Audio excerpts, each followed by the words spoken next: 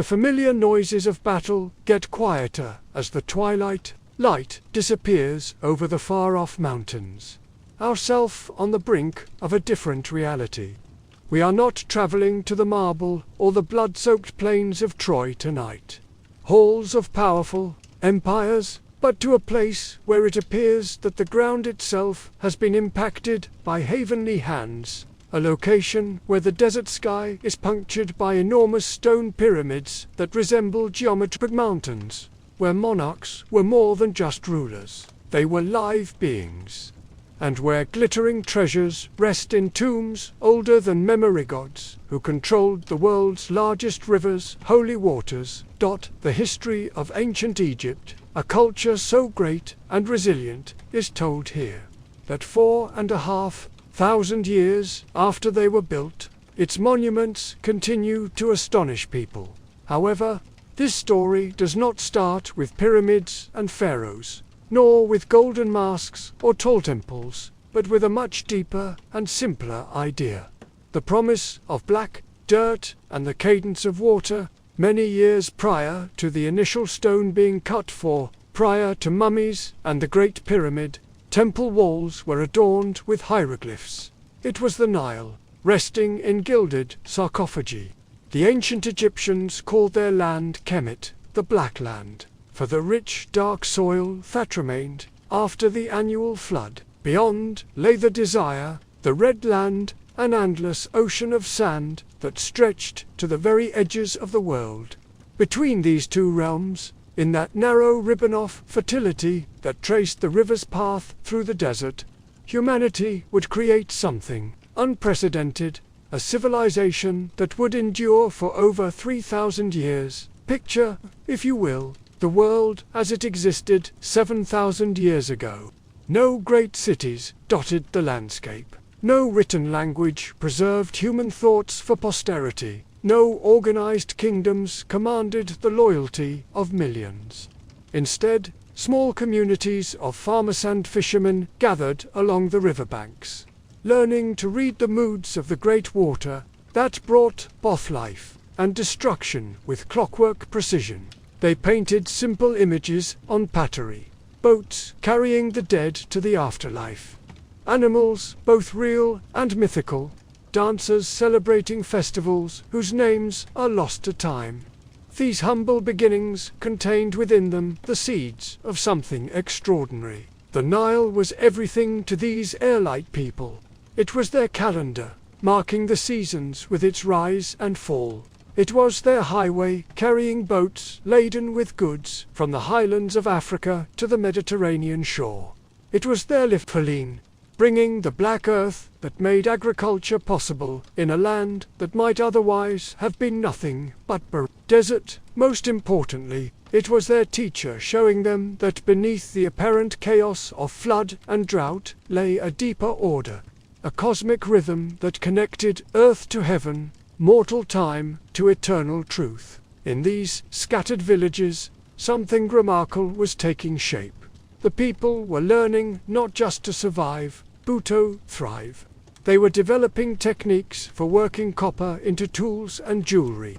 They were experimenting with ways to preserve their dead, driven by a growing conviction that death was not an ending, but a transformation.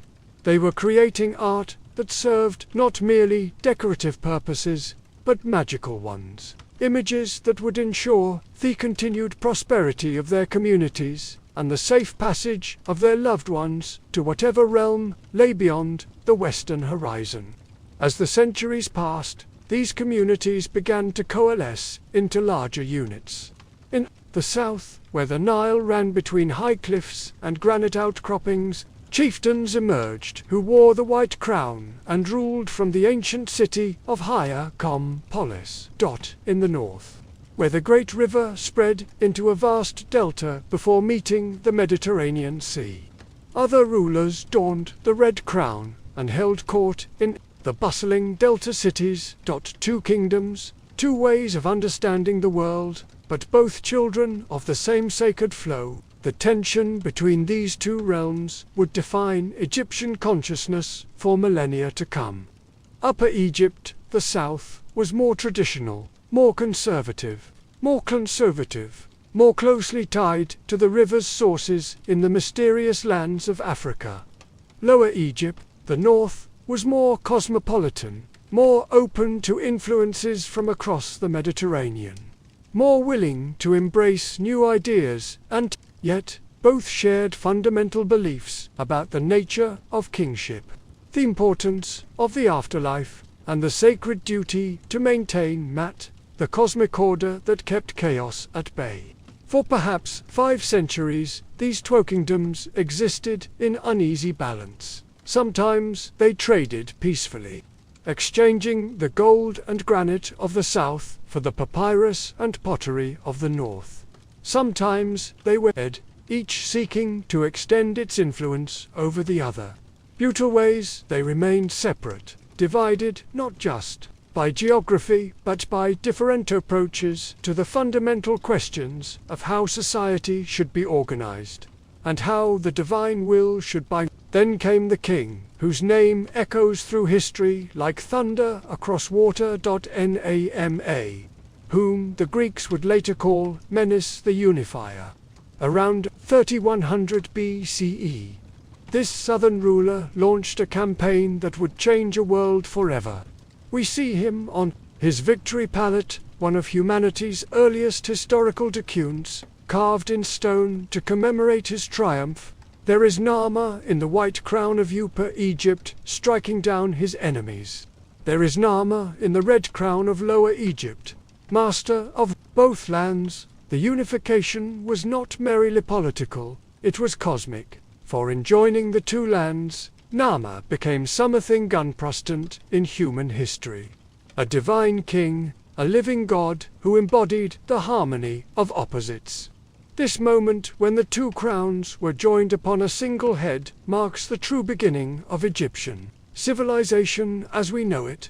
At Memphis, where the two kingdoms met at the junction of valley and delta, Nama established his capital. Here rose a city that would endure longer than Rome, longer than Babylon, longer than any other seat of power in the ancient world.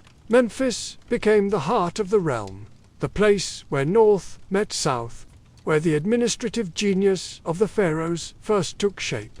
With unification came an explosion of human creativity and organizational power that seems almost miraculous. Within centuries of Nama's conquest, the Egyptians had developed one of the world's first writing systems, hieroglyphs, sacred carvings that could capture not just practical information, but poetry, prayer, and philosophy. They created a calendar based on the flood cycle and the movement of Thesters, dividing the year into 12 months of 30 days each, plus 5 sacred days when the gods themselves were said to have been born. The early pharaohs of the first and dynasties established the template of divine kingship that would endure for millennia. They were not merely rulers, but cosmic forces responsible for maintaining the balance between order and chaos, civilization and wilderness, life and death. When they died, they did not simply perish. They were transformed, joining the sun, God Ra, on his eternal journey across the sky. This understanding of kingship profoundly shaped every aspect of Egyptian life. The pharaoh was Horus, the falcon god, while he lived and became Osiris, ruler of the dead, when headed. His every action was predated with cosmic significance. His health affected health of the land. His righteousness ensured the proper rise of the Nile. His wisdom kept the forces of chaos from overwhelming the ordered world that civilization had created. Thetems grew larger, more elaborate, reflecting not vanity but profound conviction.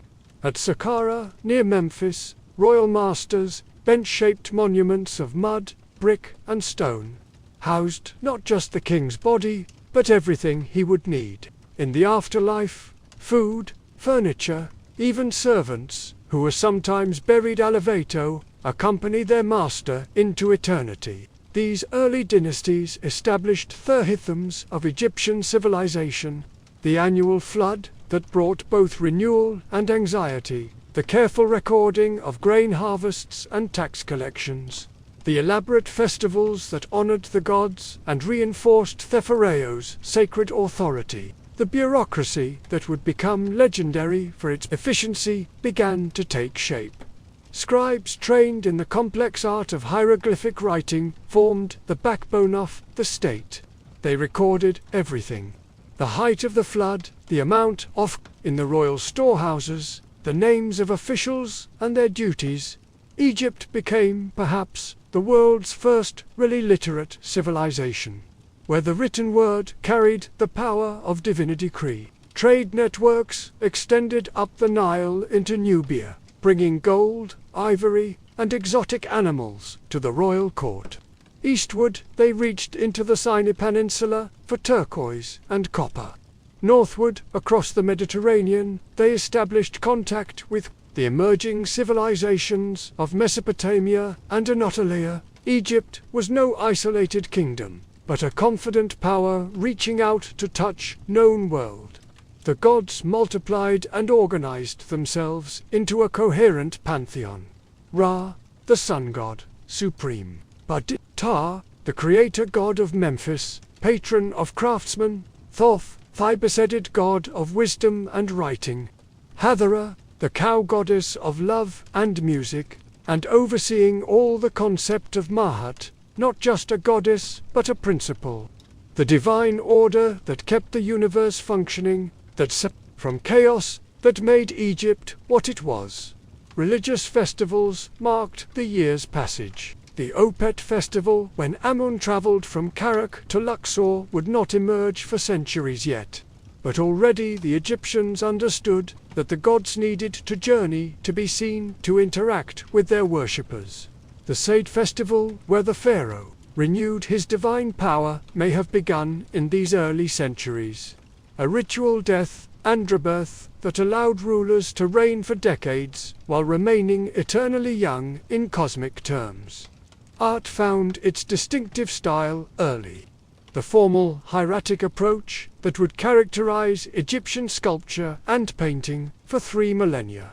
Figures stood in eternal poses. Men with left foot forward, women with feet together, both facing forward, while their heads turned in profile. That this was not primitive technique, but sophisticated theology made visible. Egyptian art aimed not to capture armament, but to ensure eternity. The concept of the afterlife, which would become central to Egyptian civilization, began to take its final form.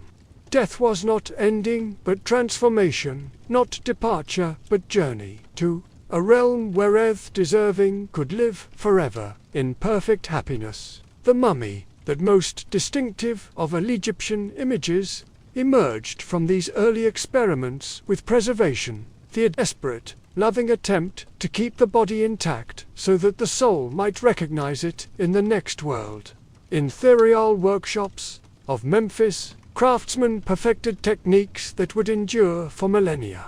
They learned to work gold into intricate jewelry, to carve ivory into delicate figurines, to shape stone with a precision that spoke of divine inspiration. The palette of Nama itself demonstrates artistic mastery.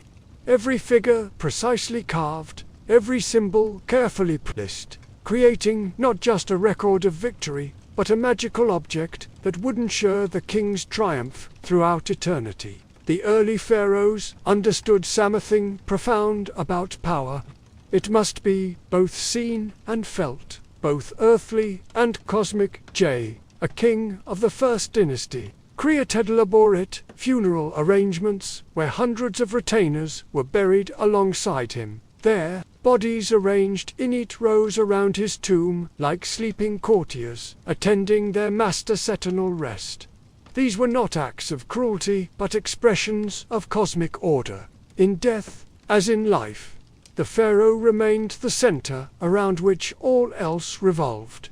The Nile itself became codified, measured, predicted.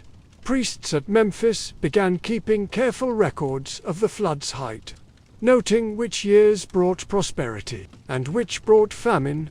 They discovered the river's secret rhythm, that it rose not according to vagaries of weather, but in harmony with the stars themselves. When Sirius, the dog star, appeared on the eastern horizon just before dawn, the flood would follow within days. Here was proof that heaven and earth moved in concert, that the gods themselves orchestrated the annual rebirth. Language itself became sacred. The hieroglyphs that began as simple pictograms, a bird for a bird, a house for a house, evolved into something far more sophisticated, a writing system that could capture not just objects, but ideas, sounds, abstract concepts. The scribes discovered that symbols could represent not just what they showed, but what they sounded like. And thus began the complex interplay of idea and phonograms that would make Egyptian writing both beautiful and bewilderingly complex. These early scribes, trained in schools attached to temples and palaces, became Egypt's memory keepers. They recorded not just the practical affairs of state but the wisdom of the ages, instructions for proper conduct, hymns to the gods, stories of heroes and monsters. The instruction of Teretep Thufriton later preserves wisdom that surely echoes back to these earliest literate generations. Be skilled in speech, so that you will succeed. The tongue of a person is their sword, and effective speech is stronger than all fighting. In the villages along the Nile, life took on the rhythms that would persist for 3,000 years. Farmers learned to read the river's moods, to plant when the waters receded, to harvest before the next flood came. They developed the shader, the ingenious lever system that could lift water from the river to irrigate fields that lay beyond the flood's natural reach. They domesticated the sacred animals that would become central to religious practice.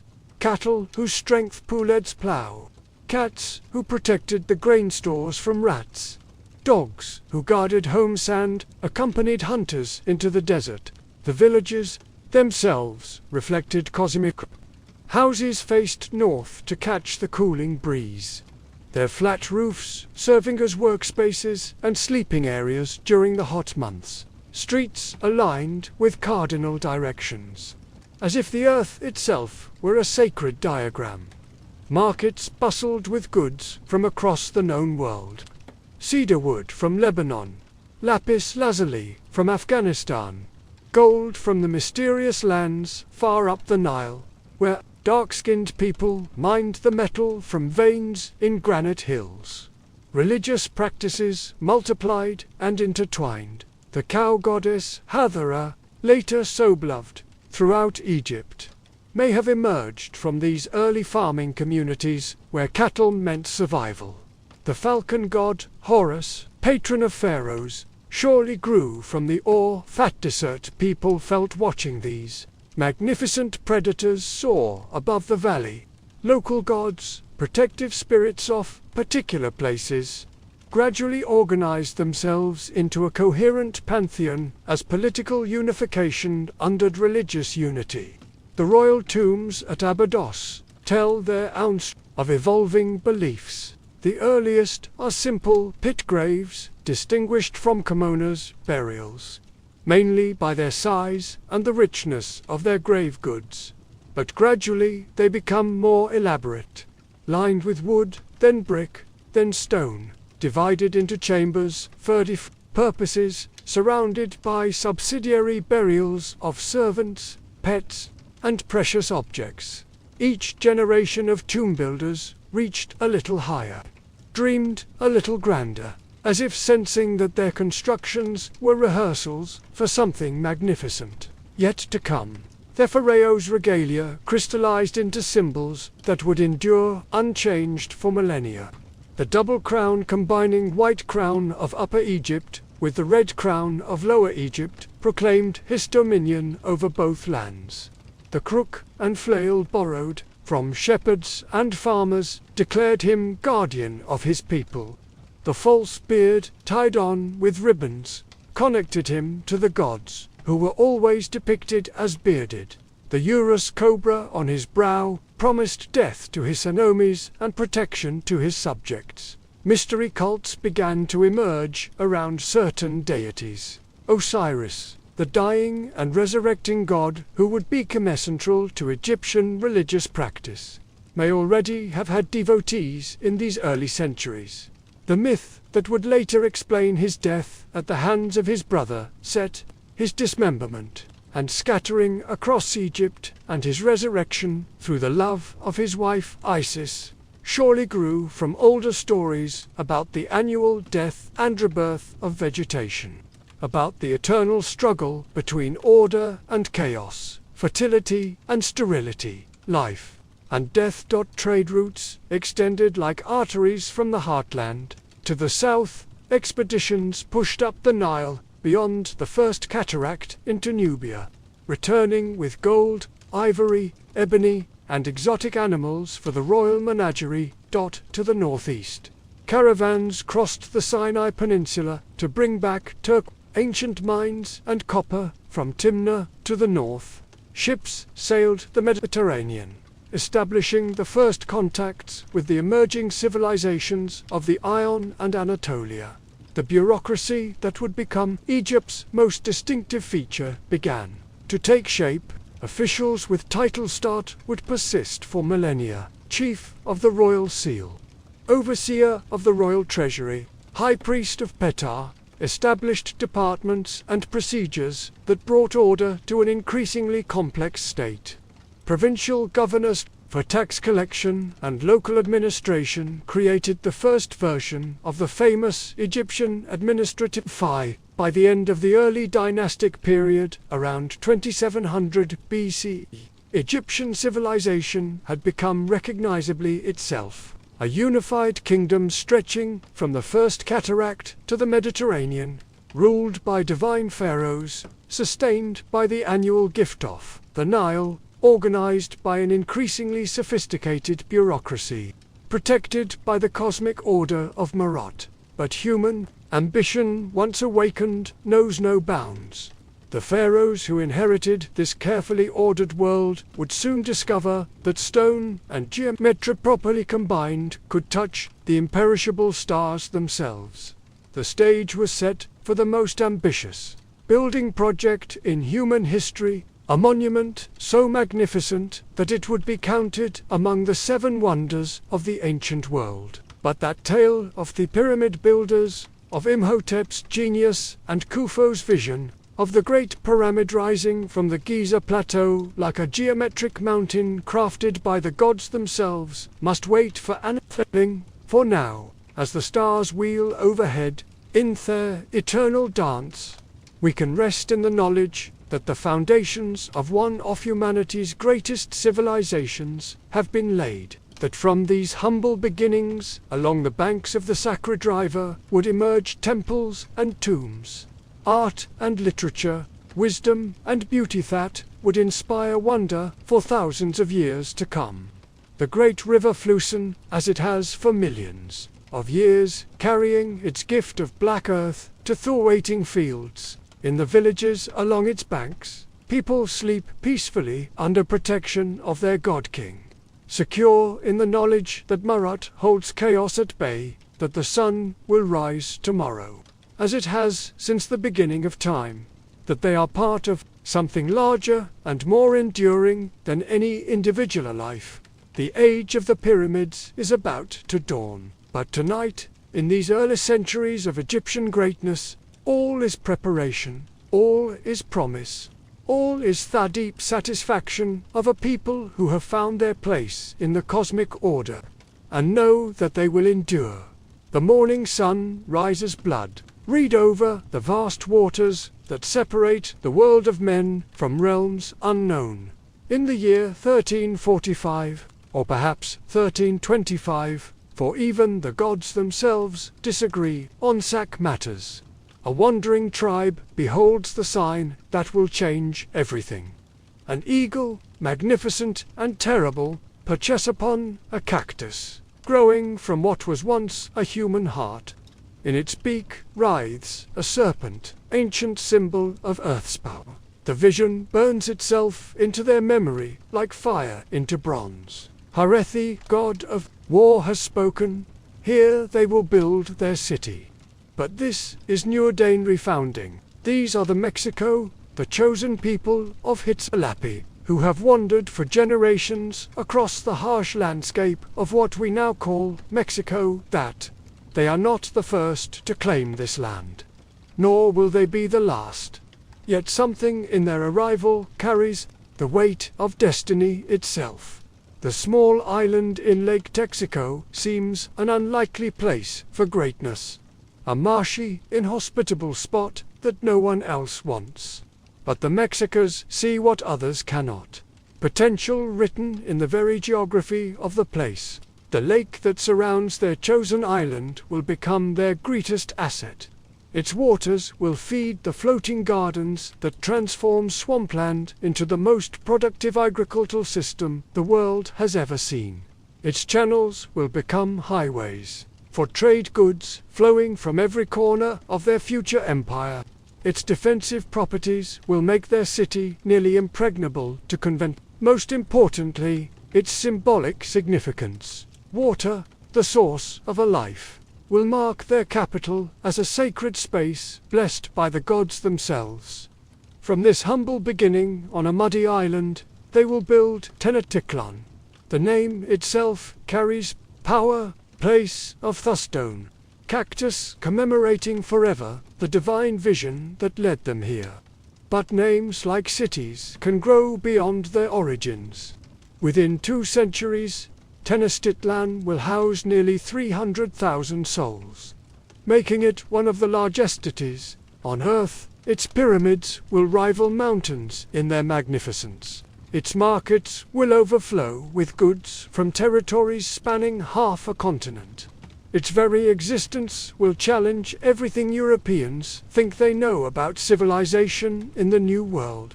The Mexico bring with them more than hope and determination. They carry the accumulated wisdom of countless generations who have learned to thrive in this landscape. They understand the rhythms of rain and drought, the cycles of planting and harvest that mean the difference between abundance and starvation. They know which plants heal and which kill, which stones make the finest blades, and which clays form the strongest vessels. Most crucially, they possess an understanding of warfare that will soon make them the most feared people in all of Mesoamerica. Yet they are not conquerors when they first arrive. They are refugees, outcasts who have been driven from Placeto Place by more powerful neighbors. The other peoples around Lake Texaco view them with a mixture of suspicion and contempt.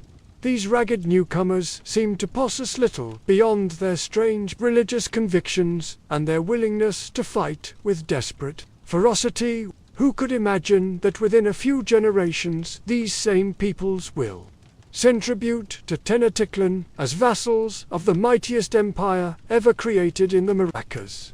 The transformation begins with the lake itself. The Mexico quickly discover that the marshy environment, while challenging, offers unique opportunities for those clever enough to exploit them. They begin constructing chinampers, artificial islands built up from mud, vegetation, and human ingenuity. These floating gardens are marvels of agricultural engineering, capable of producing multiple crops per year in soil so rich it seems blessed by the gods themselves. Each china is a rectangle of land roughly 30 meters long and 2 meters wide, separated from its neighbors by canals that allow canoes to navigate between them like streets in a city. The construction of these gardens requires tremendous communal effort and sophisticated knowledge of hydraulics and engineering. The Mexico must understand water flow, soil composition, and plant biology to make their system work. They must coordinate the labor of hundreds of families and maintain the delicate balance between fresh water from springs and the slightly saline water of the lake itself. Success brings abundance beyond anything they have known before. Failure means starvation for the entire community. Under such pressure, innovation becomes not luxury, but necessity. As the Chinampers multiply and expand, they create wealth that can support specialists. Craftsmen who work obsidian into razor-sharp blades, artists who carve stone into objects of breathtaking beauty, priests who maintain the complex calendar that governs agricultural and religious cycles. The growing surplus also supports warriors, men whose only profession is the art of combat. These eagle and jaguar knights will become the backbone of future conquests. But for now, they serve mainly to protect the growing settlement from raiders and rivals. The religious life of early Tenochtitlan centers around Huitzili, the god who guided them to this place. But he is not alone in their pantheon. Talok, the rain god, receives equal honor.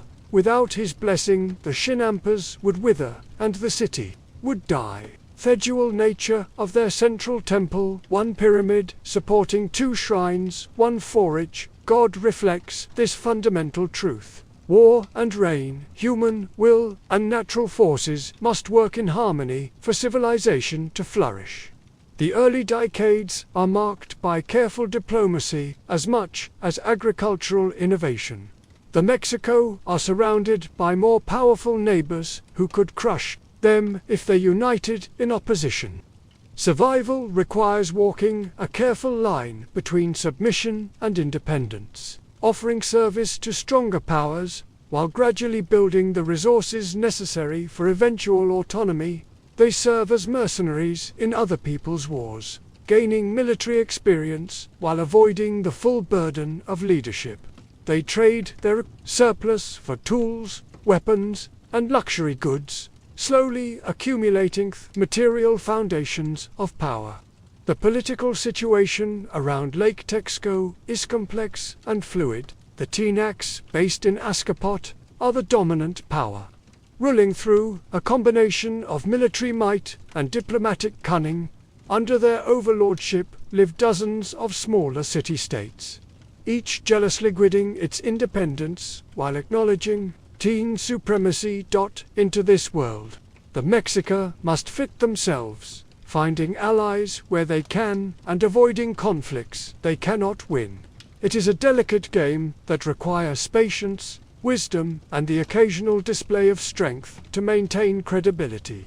Marriage, alliances become crucial tools of diplomacy. Mexican nobles marry into established families from other cities, creating bonds of kinship that can be called upon in times of crisis. These unions also bring new knowledge and technologies to Tenochtitlan, as foreign wives and husbands introduce different techniques of craft production, agricultural management, and religious. Slowly but surely, the Mexico are weaving themselves into the fabric of regional politics. No longer outsiders looking in, but players in the great game of power. The city itself grows with each passing year. Simple reed huts give way to stone houses. Dirt paths become paved streets. The central plaza expands to accommodate larger ceremonies and markets. The first version of the Great Temple rises from the island's center, a modest structure that nevertheless proclaims the Mexico's growing confidence and ambition. Each level of the temple that will later tower over the city represents not just religious devotion but political statement. We are here to stay, and we serve gods whose power grows with our own. Trade networks begin to extend beyond the immediate vicinity of the lake. Mexico merchants, protected by warriors and blessed by priests, venture into distant territories to exchange local products for exotic goods. They bring back feathers from tropical birds, shells from distant obsidian from volcanic regions, and cacao beans that serve as both luxury consumption and currency. Each successful expedition strengthens the city's economy while providing intelligence about potential allies and enemies in the wider world. The military traditions that will later terrorize entire civilizations are taking shape during these early years. Young men undergo rigorous training in the use of traditional weapons. The obsidian-edged club, called a Macaulay that can decapitate a horse with a single blow. The atlatl spear thrower that can drive a dart through armor. The bow that can place arrows with deadly precision at surprising distances. But they also learn the psychological aspects of warfare. The war cries that can break an enemy's nerve. The ceremonial preparation that transforms ordinary men into instruments of divinity. The ritual capture of prisoners that brings honor to warriors and offerings to the gods. Religious practices become increasingly elaborate as the city's wealth allows for more spectacular ceremonies.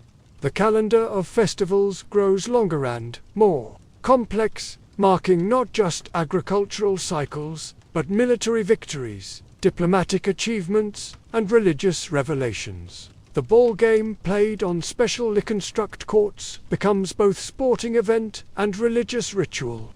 Its outcome sometimes determining matters of life and death for participants and spectators alike. Human sacrifice, always present in messiah religion, begins to take on the scale and sophistication that will later shock Spanish conquistadors. As the 14th century draws to a close, Tenochtitlan has transformed from refuge camp to thriving city-state. Its population approaches 50,000 souls. Its chinampas produce food for the inhabitants and surplus for trade. Its warriors have proven themselves in numerous conflicts. Its craftsmen create goods that are prized throughout the region. Its priests maintain religious traditions that connect the community to cosmic forces.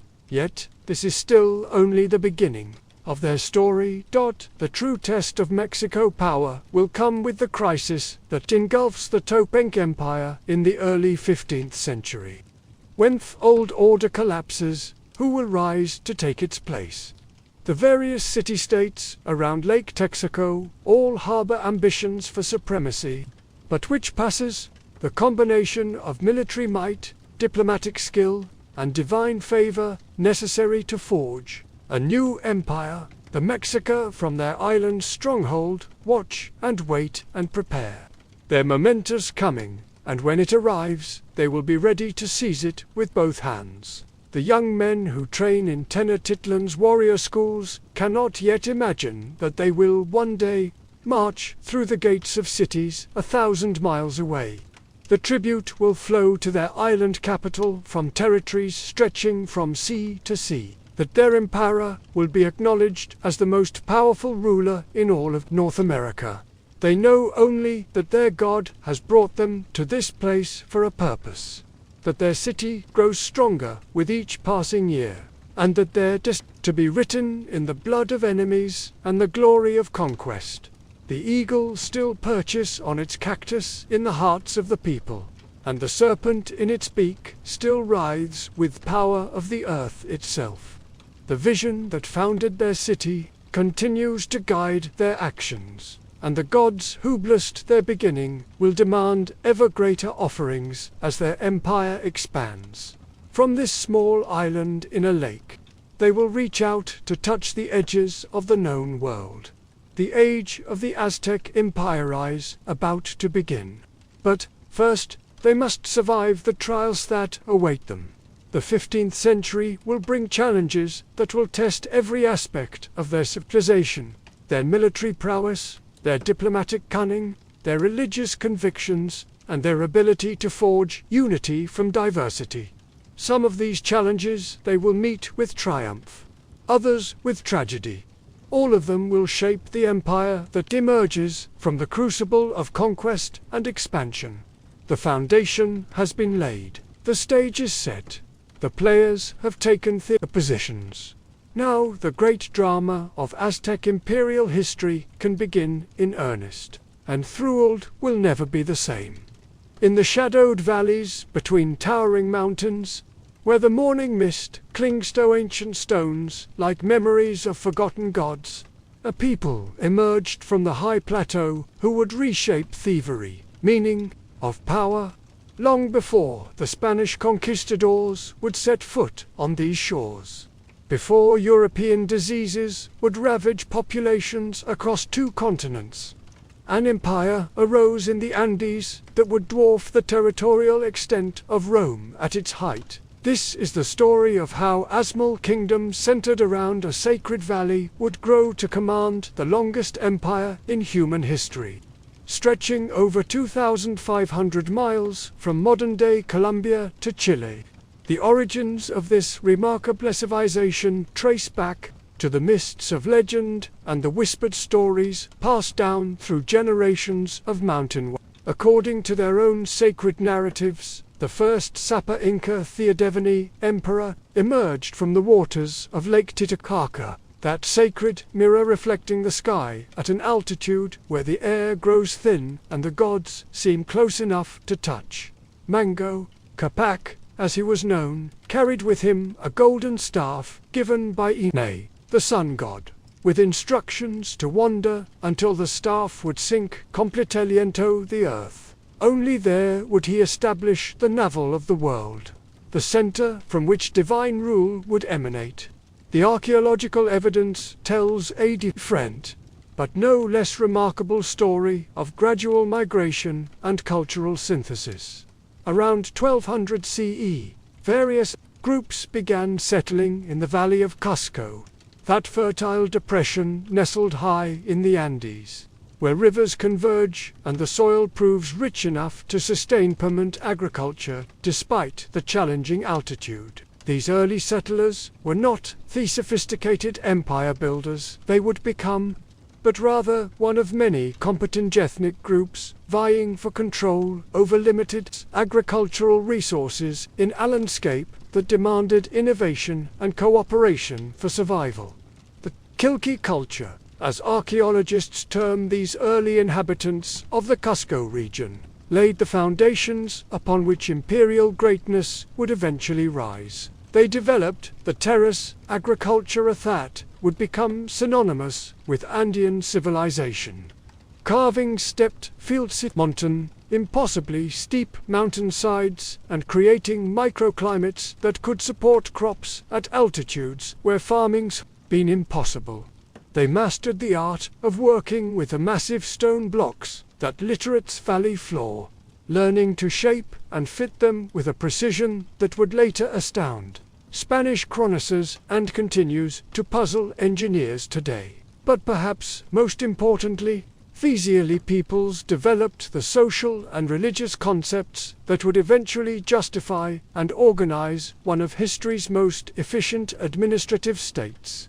The notion of a reciprocal labor obligation meant that communities worked together on projects that benefited everyone, from building irrigation channels to constructing ceremonial centers. The concept of a lu extended kinship groups that formed the basic unit of social organization, created networks of mutual obligation and support that could be scaled up from the family level to encompass entire regions.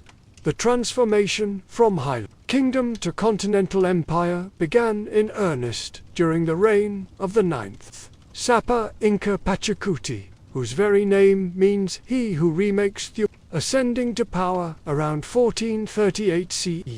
Pachacuti inherited a kingdom under siege by the powerful Chanca Confederation, a rival group that had swept down from the northwest and seemed poised to overrun Cusco itself. According to the royal chronicles preserved by Spanish chroniclers, the aging Inca Virolcha and his chosen hire had fled the capital, leaving young Pachacuti to organize the defense of Thesaccord city. The battle that followed would become the foundational myth of imperial expansion. Pachacuti, according to legend, received divine assistance when the very stones of the battlefield transformed into warriors to fight alongside his forces. Whether through supernatural intervention or simply superior tactics and determination, The Chanka army was not merely defeated, but utterly routed, with many of their warriors choosing to join the Inca forces rather than face destruction. This victory provided both the practical foundation and ideological justification for what would follow. A systematic campaign of expansion that would continue for nearly a century. But Pachacuti's true genius lay not in military conquest alone, but in his understanding that lasting empire required more than battlefield victories. He completely reorganized the administrative structure of the state, creating the systems that would eventually govern millions of people across dozens of ethnic groups and geographic regions. The decimal system of organization that he implemented divided the population into units of 10, 100, 1,000, and 10,000 households, each with appointed officials responsible for tax collection, labor mobilization, and local administration. The meaty system of labor taxation that Pachacuti formalized represented perhaps the most sophisticated approach to public works in the pre-industrial world. Rather than collecting tribute in goods or precious metals, the Inca estate claimed a portion of each household's labor time, which could then be directed toward massive infrastructure projects that benefited the entire empire. Roads were built and maintained, agricultural terraces constructed, ceremonial centers erected, and administrative buildings raised through this system of collective labor that transformed individual effort into imperial grandeur. The road system that emerged from these collective efforts defied every assumption about what was possible in pre-Columbian America. The Capac, Nyon or Royal Road eventually stretched over 25,000 meters through some of the most challenging terrain on Earth. Stone paved highways crossed mountain passes at altitudes exceeding 16,000 ft, where the air is so thin that even acclimatized Highlanders struggle with exertion. Suspension bridges woven from grass fibers spanned river gorges hundreds of feet deep, creating connections between regions that geography seemed determined to keep separate. These roads were not merely transportation routes, but arteries of empire that carried information, goods, and cultural influence to the furthest reaches of Inca territory. The Chesky system of relay runners could carry messages from Cusco to Quito, a distance of over 12,900 miles, in just 10 days, through a network of rest stations positioned at intervals that allowed each runner to sprint at maximum speed before passing the mensajito, the next relay. This communication system was faster than anything Europe would achieve until the development of the telegraph in the 19th century. The administrative capital, the Pacutabult at Cusco, reflected the cosmic order that the Inca believed should govern all human activity. The city was laid out in the shape of a puma, the sacred feline associated with earthly power, with the fortress of Sakayan forming the head, and their confluence of rivers representing the tail. The central plaza, Wakipata, served as the ceremonial heart where the most important religious festivals took place and where representatives from throughout the empire would gather to participate in the rituals that renewed the cosmic order each year. The Temple of the Sun, Coricancha, stood as the most sacred space in the entire empire, its walls lined with sheets of gold that caught and reflected the light of Inai, the divine ancestor of the royal family.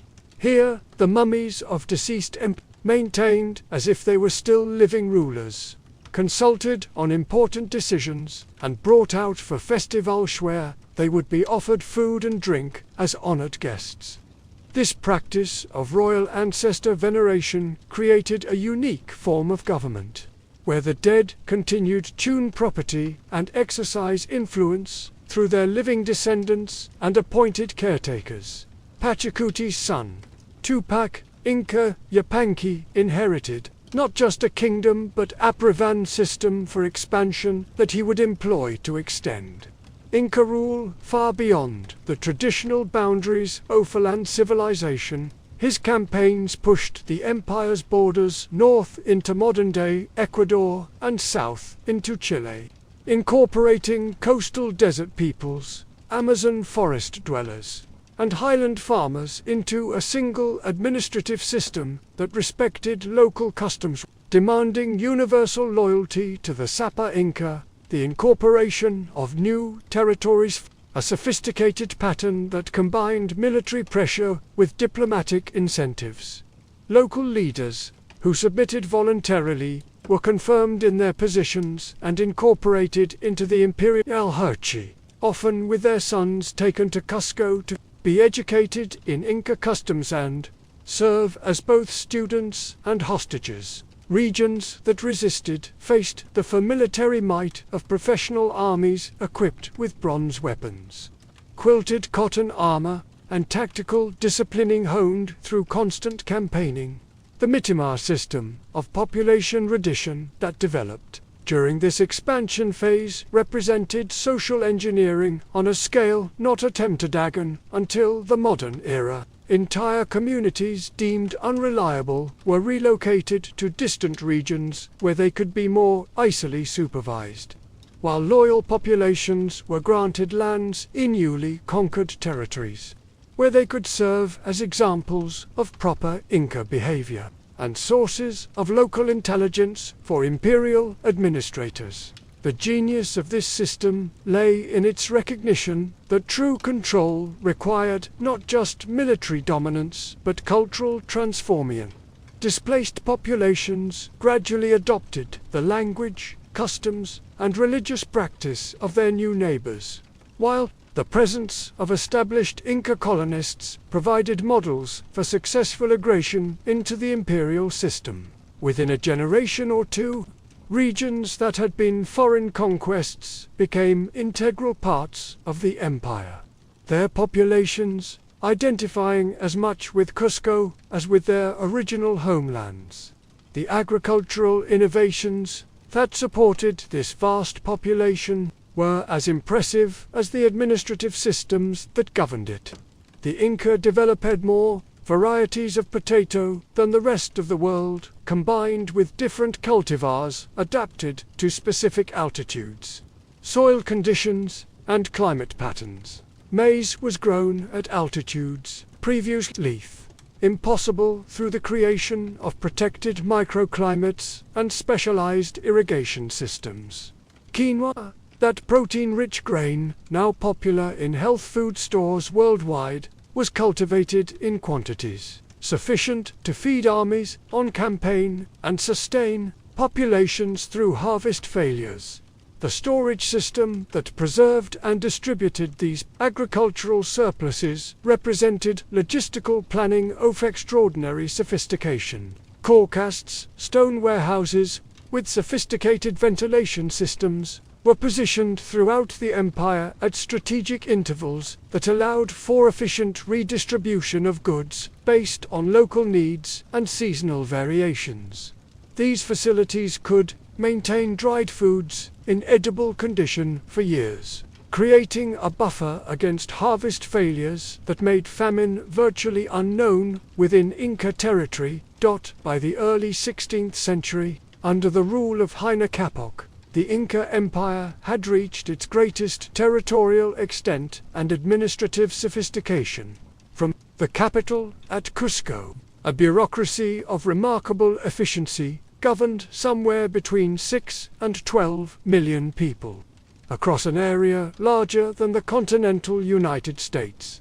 The emperor himself was considered a divine being, the direct descendant of Ini, whose word was law and whose person was so sacred that common people could not look directly upon him. The royal court that surrounded the Sapa Inca reflected the hierarchical complexity of a state that had grown from a single valley to encompass dozens of ethnic groups and geographic regions. Nobles from throughout the empire gathered in Cusco for ceremonies that reinforced their loyalty, the wealth and diversity of imperial territory. The finest textiles worked in patterns that indicated the status and origin of their wearers, transformed courtly gatherings into visual representations of the empire's reach and sophistication. But even as the empire reached its zenith, the seeds of crisis were already germinating in decisions made with the best of intentions. Capac's choice to establish a second capital at Quito, closer to the northern frontiers, where expansion continued, created a dangerous precedent for divided authority. When he died suddenly in 1527, likely from smallpox introduced by early European contact, the succession dispute that followed would tear the empire apart, just as it faced its greatest external threat.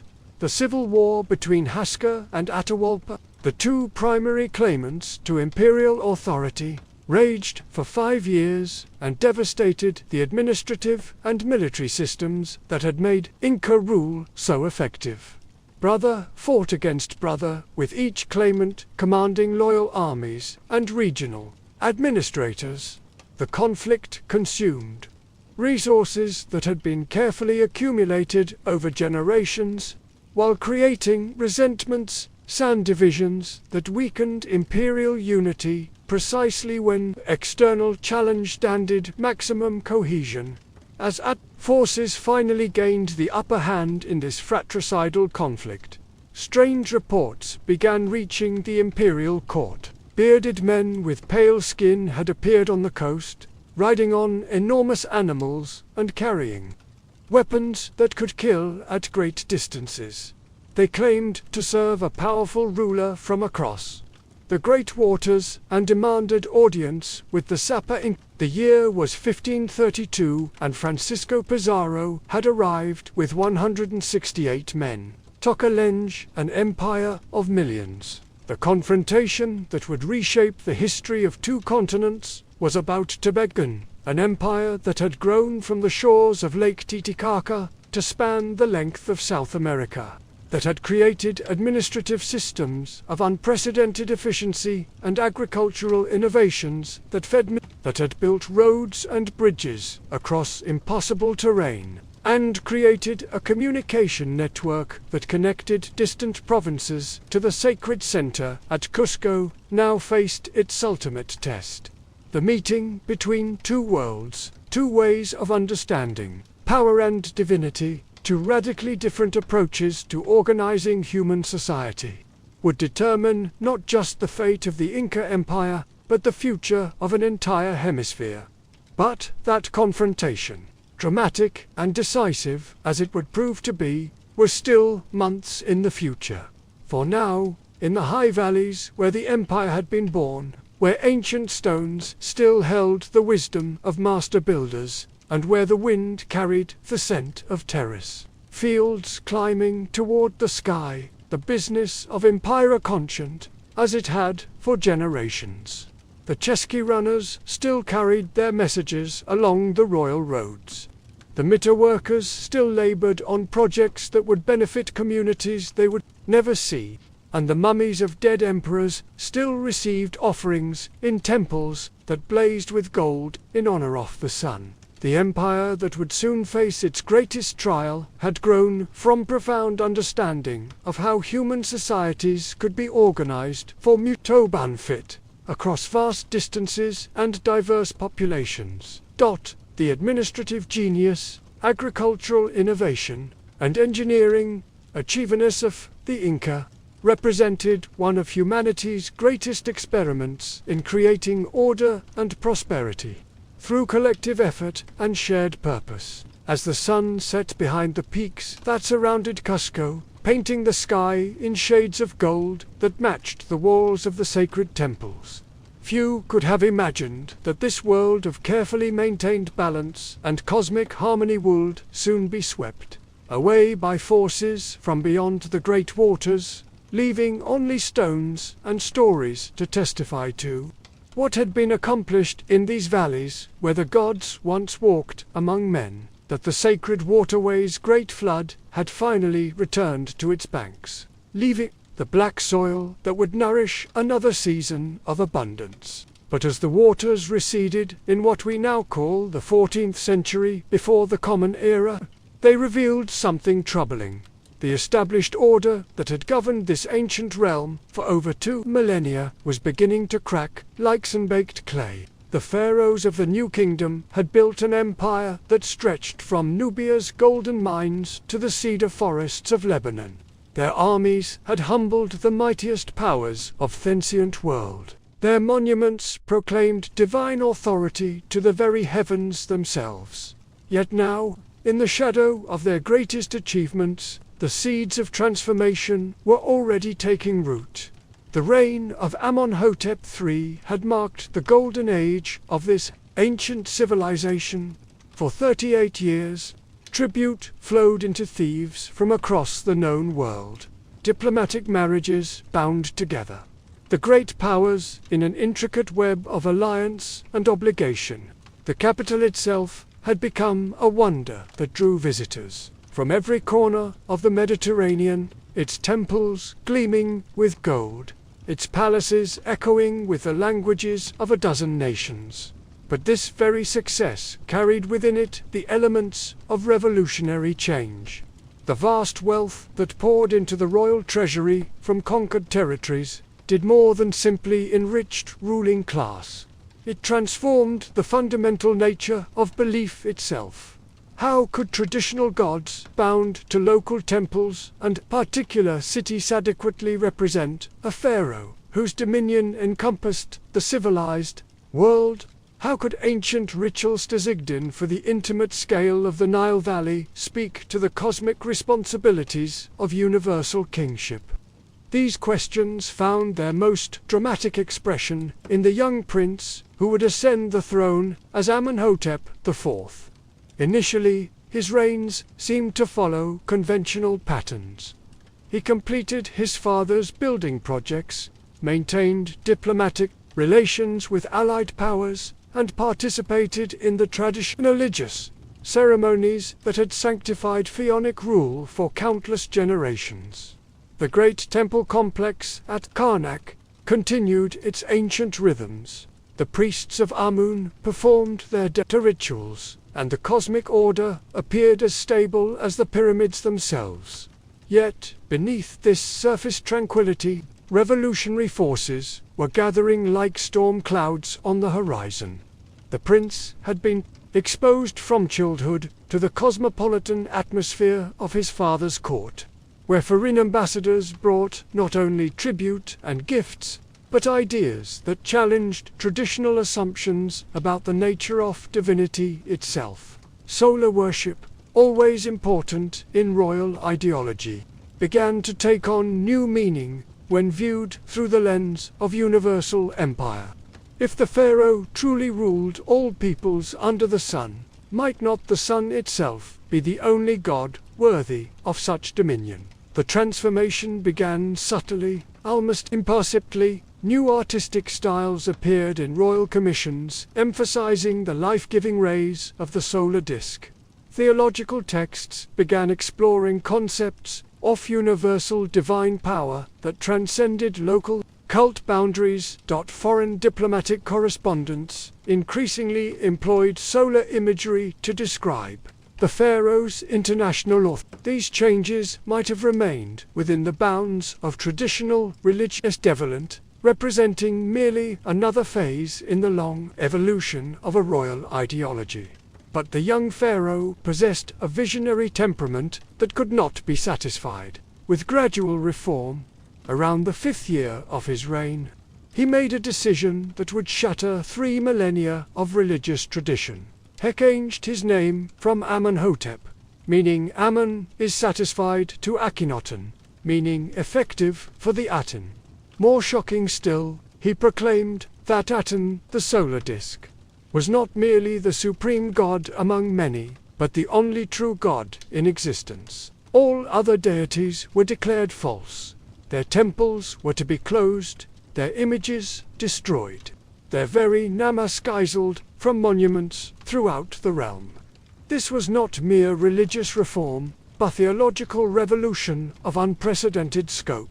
Never before in recorded history had Erila attempted to impose monotheism upon an entire civilization royal decree. The implications extended far beyond matters of cult and ceremony. The traditional priesthood, which had accumulated enormous wealth and political influence over centuries, found itself not merely displaced but declared-heretical. The administrative system, deeply intertwined with temple hierarchies, fed fundamental disruption. Local communities whose identity centered on ancestral patron deities confronted the systematic destruction of beliefs that had shaped their world since time immemorial. Akhenaten's revolution was not content with religious transformation alone. He abandoned Thebes, the traditional capital with its powerful priesthood of Ammon, and established an entirely new city in Middle Egypt.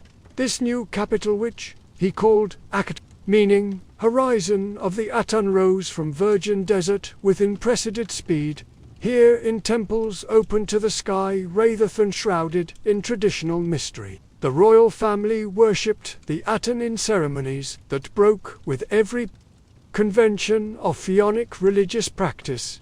The art commissioned for this new capital departed as dramatically from tradition as the theology it expressed, gone with the formal, idealized representations that had characterized royal portraiture for millennia. Instead, Akhenaten appeared with elongated skull, feminine hips, and prominent belly, rendered in a style that emphasized humanity rather than divine perfection. Royal family scenes depicted intimatements. The pharaoh kissing his wife, playing with his daughters, that would have been unthinkable in earlier periods. This artistic revolution reflected the broader transformation of royal ideology, where traditional pharaohs had been distant godlike figures. Akhenaten presented himself as the loving father of his people, made human through his relationship with the universal father, the Aten. Yet, for all its theological sophistication and artistic innovation, the Amarna revolution carried within it the seeds of its own destruction. The systematic dismantling of traditional religious structures alienated not only the displaced priesthood, but vast segments of the population, whose daily lives had been organized around ancient patterns of festival and observance. More fatally, Akhenaten's obsession with religious transformation distracted him from the practical business of imperial administration. The diplomatic correspondence discovered at Amarna reveals an empire in crisis, as provincial governors pleaded for military assistance that never came. In Syria and Palestine, local rulers who had been loyal vassals for generations found themselves abandoned to face rising threats from Hittite expansion and nomadic raids. Their desperate letters to Akhenaten paint a picture of systematic imperial collapse. The king, my lord, should know that ever since the archers returned to Egypt, Azaru has been taking the king's land for himself. Send archers so that the king's land does not get lost. But the pharaoh's attention remained fixed on theological matters, while the empire his fathers had built with blood and bronze crumbled away. The military consequence of this neglect extended beyond the loss of tribute and prestige. The imperial system had been more than a source of wealth. It had been a demonstration of divine favor that legitimized pharaonic rule. When subject peoples successfully rebelled against Egyptian authority, they called into question not merely the pharaoh's political competence, but his cosmic role as maintainer of universal order. The very theology that justified monotheist revolution, the pharaoh as sole earthly representative of the universal God, was undermined by his apparent inability to maintain the earthly dominion that evidenced divine approval. Meanwhile, within Egypt itself, the economic disruption caused by religious revolution created hardships that traditional royal ideology could not explain. Temple estates that had employed thousands of workers were abandoned. Craft industries that had depended on religious commissions collapsed. Trade networks that had connected Egypt to the wider world contracted as diplomatic relationships deteriorated. The prosperity that had made the new kingdom the envy of the ancient world gave way to uncertainty and want. Perhaps most dangerously, the military establishment that had created and sustained the empire began to question the pharaoh's leadership. Professional soldiers who had spent their careers expanding Egyptian domain watched helplessly as territories won through their sacrifice were lost through royal neglect. The officer corps, drawn largely from traditional noble families, found their own religious beliefs under attack, while theoprofessional competence was ignored in favor of theological speculation. As Akhenaten's reign progressed, opposition crystallized around several key figures who would ultimately orchestrate the Horem, the general who commanded what remained of the imperial army, maintained order in the military ranks while carefully avoiding direct confrontation with royal authority. A court official, who may have been Pharaoh's father-in-law, preserved administrative continuity while positioning himself to influence later succession might emerge. Most importantly, there were members of the royal family itself who understood that dynasty's survival required abandoning the very revolution that had defined it.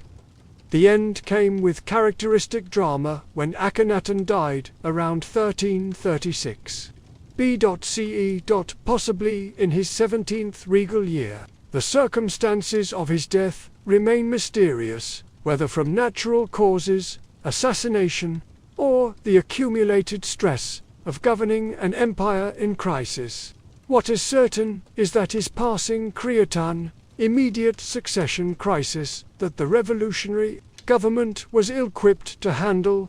The systematic destruction of traditional political networks had left the regime dependent entirely on the pharaoh's personal charisma and theological vision. Without him, the entire revolutionary structure began to collapse with stunning rapidity. The succession initially fell to a shadowy figure known as Smekkare, who may have been Akhenaten's brother or even his eldest daughter, masquerading as a male ruler. This reign lasted only months. Another transition brought to the throne a boy who would become the most famous pharaoh in history, though for reasons his contemporary supporters could never have anticipated. Tutankhamun, as he was initially known, was probably no more than 9 years old when he assumed power, making him a perfect figurehead for the restoration that powerful court factions had already begun planning. The counter-revolution unfolded with systematic thoroughness that matched the original religious revolution in scope and exceeded it in effectiveness. The boy pharaoh's name was changed from Tutankhaten, meaning living image, of the Tutankhamun, meaning living image, of Amen, signaling the restoration of traditional religious authority. The heretical capital at Amarna was abandoned. Its population relocated to Memphis and Thebes. The temples of the traditional gods were reopened, their damaged images restored, their displaced prieshads reinstated with generous royal endowments that acknowledged the suffering they had endured. But the restoration was more than mere religious. Counter-revolute, it represented a fundamental reordering of the relationship between pharaonic authority and the institutions that sustained it. Where Akhenaten had sought to concentrate all power in his own person as sole intermediary with the divine, the restoration governmentised authority among multiple centers of power. The traditional priesthood regained not only their religious functions, but significant political influence. The military establishment was granted greater autonomy in operational matters, while being bound to the dynasty through generous rewards and prestigious spot points. Provincial administrators were given clearer guidelines and better support, enabling them to begin the long process of restoring imperial control over rebellious territories. The young Tutankhamun himself became the symbol of this restored order, though real power rested with the advisors who governed in his name. Chief among these was I, who had served the revolutionary period by avoiding direct confrontation with Akhenaten while positioning himself to lead the restoration. His careful political management ensured that the counter-revolution proceeded without violence and disruption that might have further weakened the kingdom. Former supporters of the Amana regime submitted to the new order were pardoned, and often retained in their positions, while only the most prominent revolution leaders faced punishment. The artistic and cultural restoration proved as systematic as the political and religious changes. The distinctive Amana style was abandoned in favor of traditional forms that connected the new reigns to the glorious precedents of earlier reigns. Royal portraiture returned to the idealized conventions that emphasized divine rather than human. Temple decorations once again depicted the pharaoh in ritual relationship with traditional pantheon. Even the capital city of Amana was systematically dismantled, its stone blocks carried away for use in restoration projects at Memphis and Thebes. Yet the restoration could not simply erase the revolutionary interlude as if it had never occurred. The Amana period had demonstrated that traditional forms were not immutable, that religious authority could be challenged, that imperial power was not automatically self-sustaining. These lessons influenced the restored government's approach to administration and diplomacy. Greater attention was paid to provincial concerns.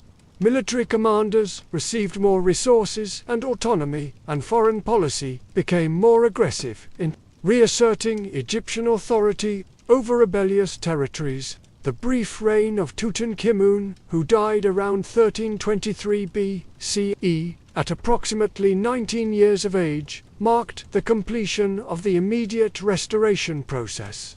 His tomb, discovered nearly intact by Howard Carter in 1922, revealed the extraordinary wealth that had been accumulated to demonstrate the renewed prosperity of traditional kingship. The golden burial mask that became the iconic image of ancient Egypt was more than artistic masterpiece.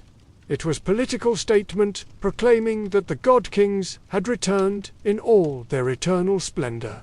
With Tutankhamun's death, the succession passed to the architect of the rest, Mateo, who ruled briefly before being succeeded by Horemheb, the military commander who had maintained order throughout the revolutionary crisis. Horeb's reign marked the final phase of counter-revolution, as he systematically destroyed every trace of the Amano experiment. Akhenaten's name was chiseled from monuments.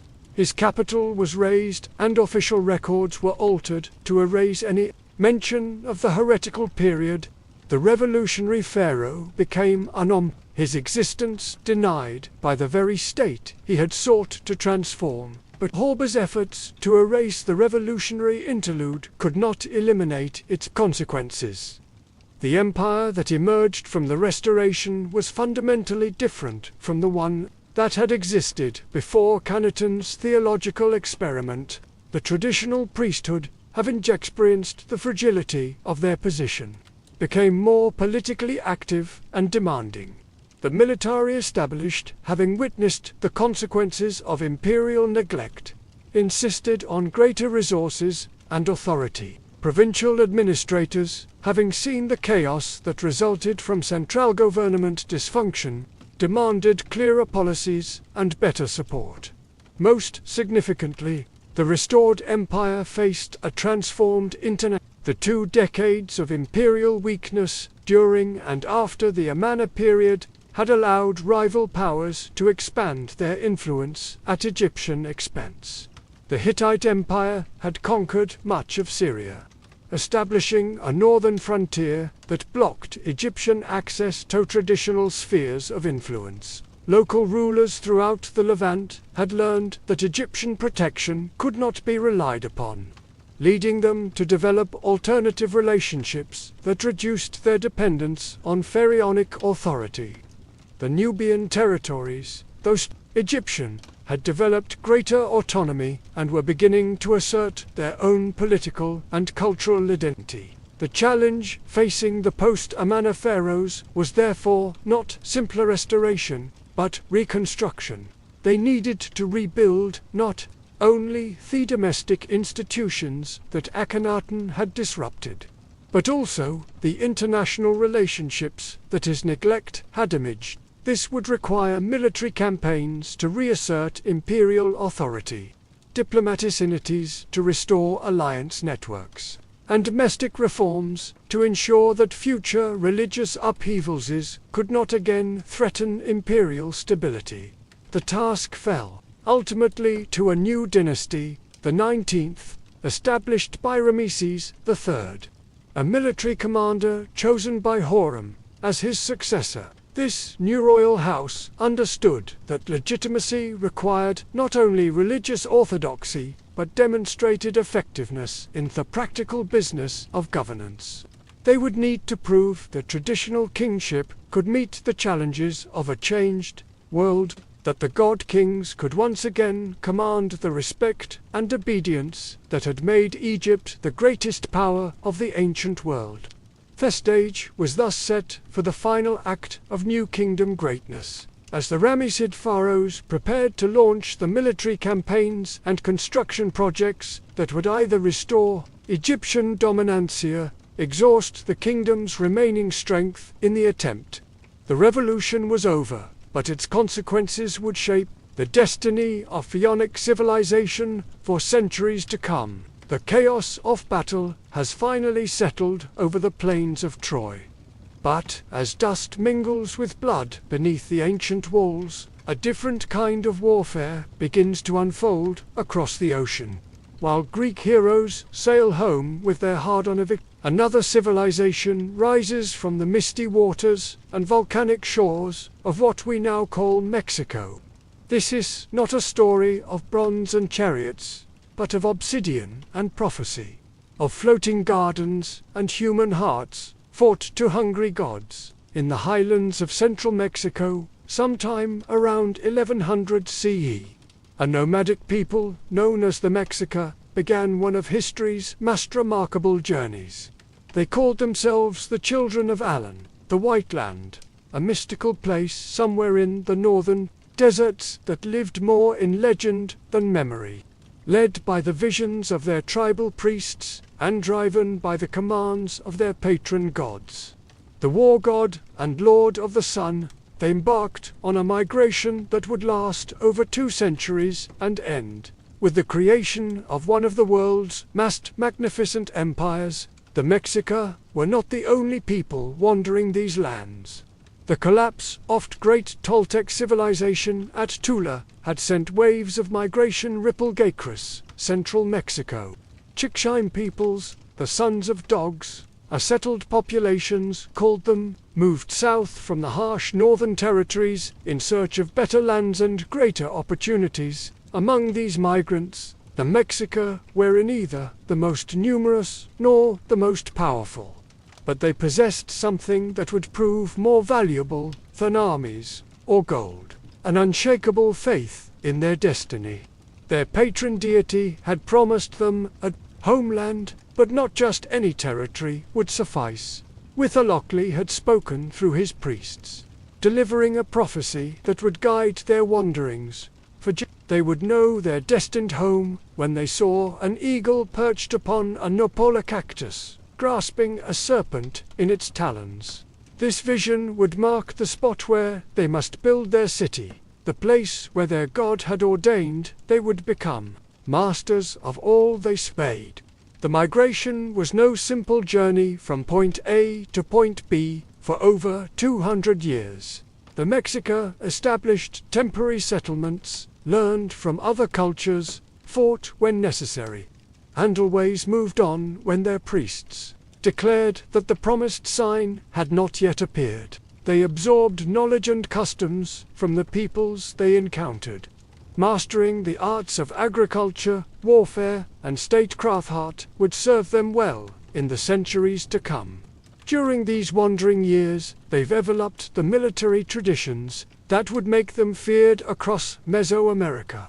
Every male was trained as a warrior from childhood, learning to use the mummification, a wooden sword embedded with obsidian blades sharp enough to decapitate a horse. They perfected the art of capturing enemies alive, for their gods demanded the beating hearts of sacrificial victims, not merely the corpses of the slain.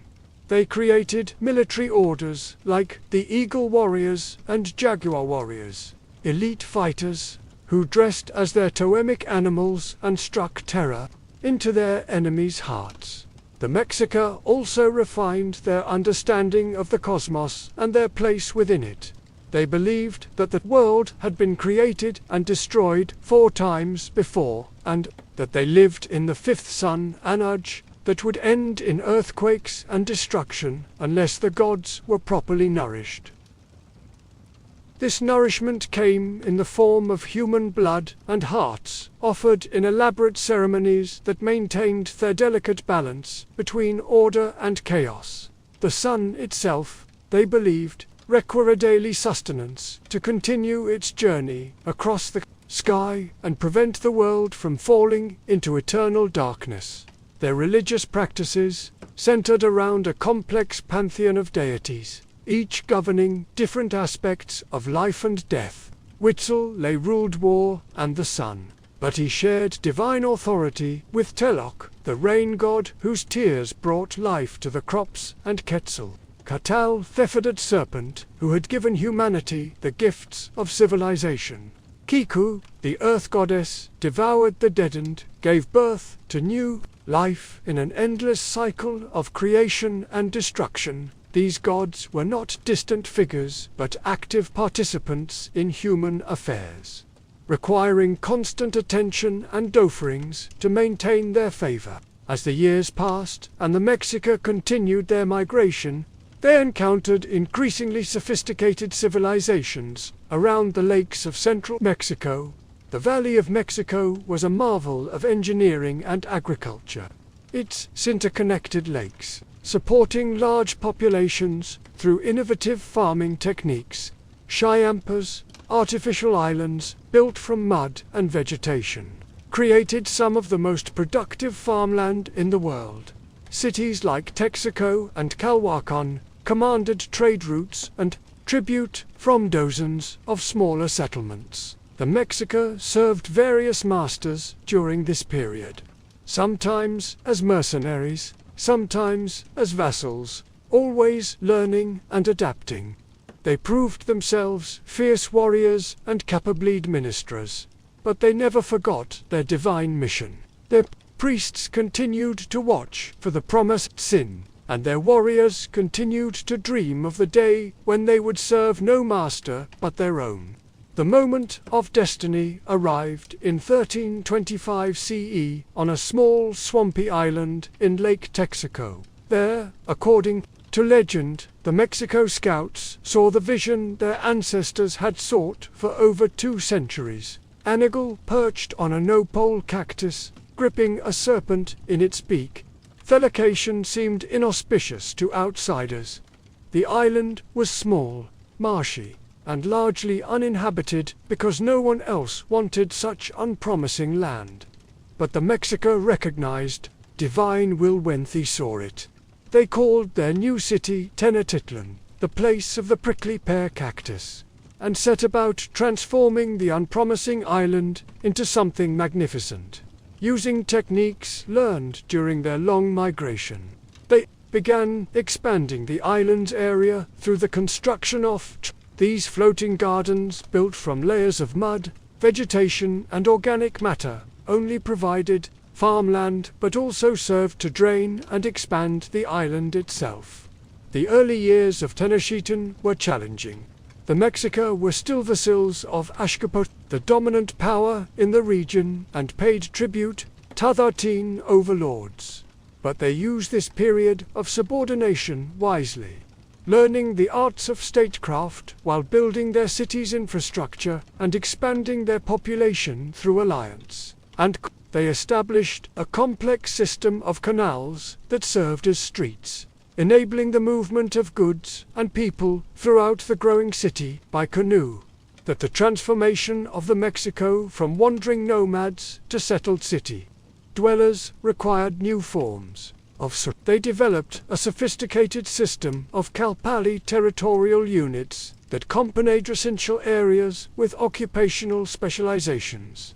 Each Kalpali maintained its own temple, school, and administrative structure, creating a network of local governance that supported the central authority while maintaining community identity. As Tenochtitlan grew, so did Mexican ambitions.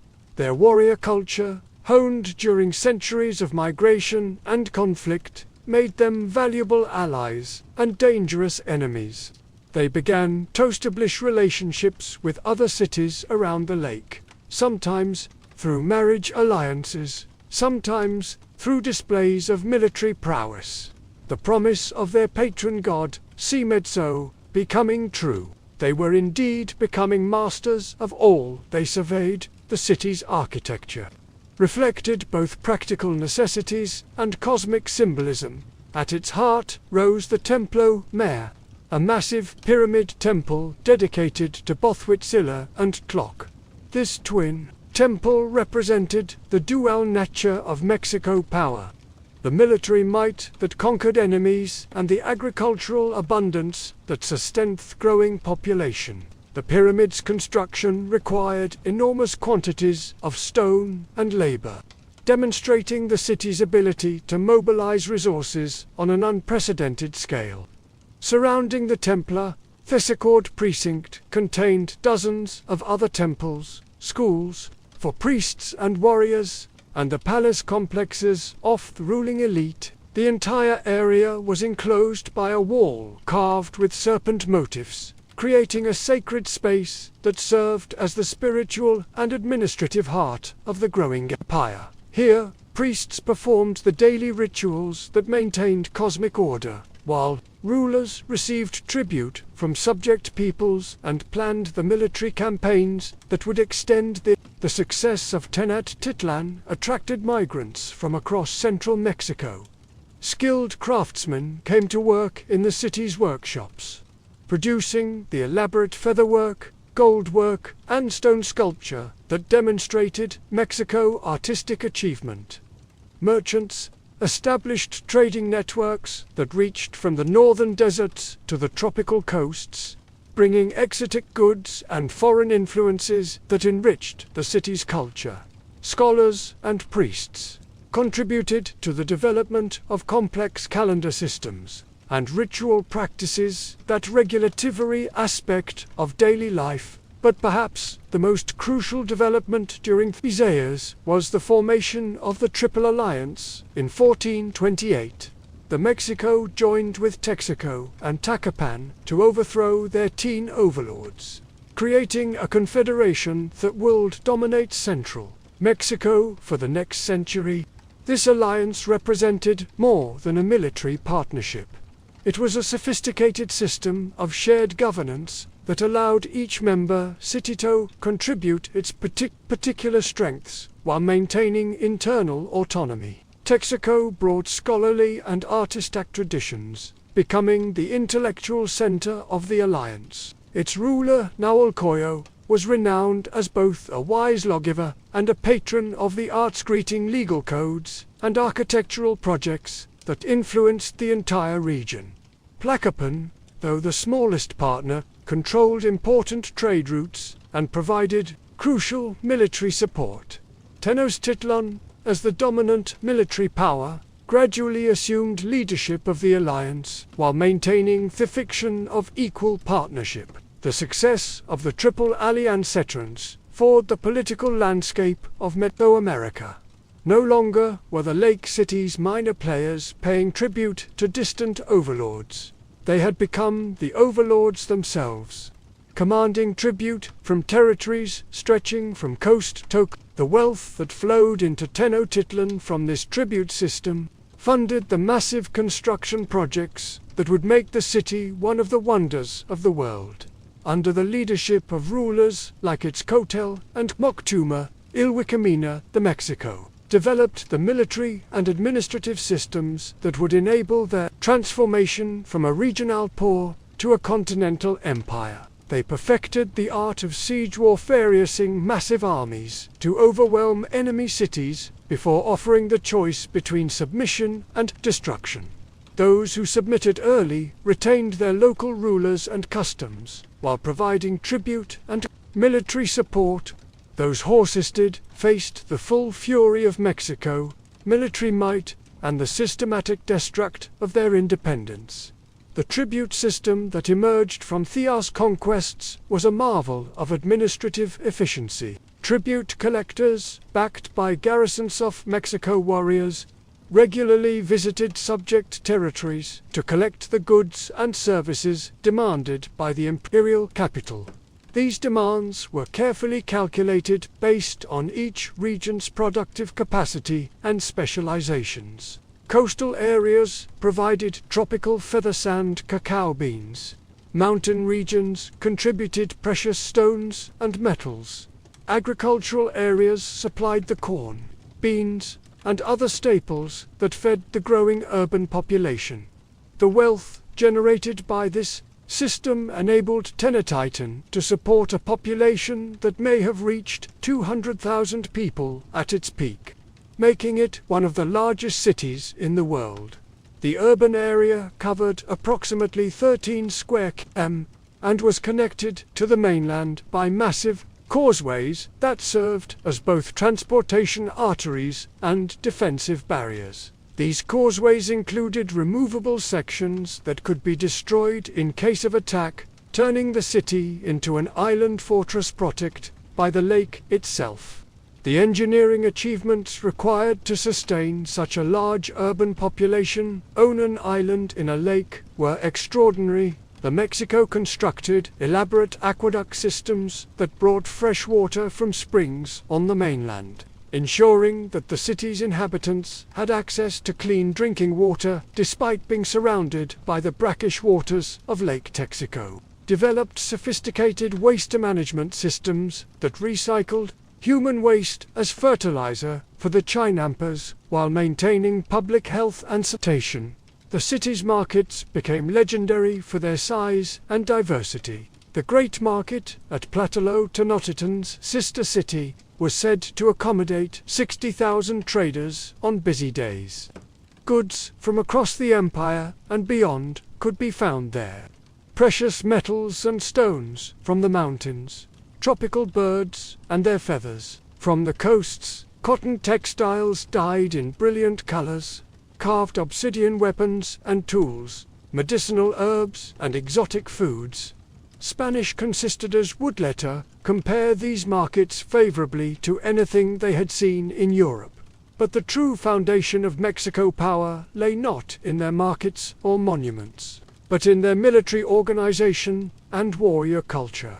Every male was expected to serve as a warrior, and social advancement depended largely on success in battle. The capture of enemy warriors for sacrifice was more highly valued than killing them outright, creating a complex battlefield dynamic where a tactical skill mattered more than simple aggression. The Mexican military was organized into units based on the Calpulli system, with each neighborhood contributing warriors who fought alongside their neighbors and kinsmen. This created strong bonds of loyalty and mutual dependence that made their armies remarkably cohesive and disciplined. Elite warrior societies, like the Eagles and Jaguars, provided specialized shock troops and military leadership, while also serving as stepping stones for social advancement. Military campaigns were carefully planned operations that combined religious ritual with practical logistics. Priests consulted the calendar to determine auspicious dates for beginning campaigns, while military engineers planned routes and supply arrangements The army that marched out from Tenochtitlan was a complex organization that included not only warriors but also priests to perform necessary rituals, merchants to establish trade relationships, and administrators to organize conquered territories. The religious dimensions of warfare were as important as the military ones.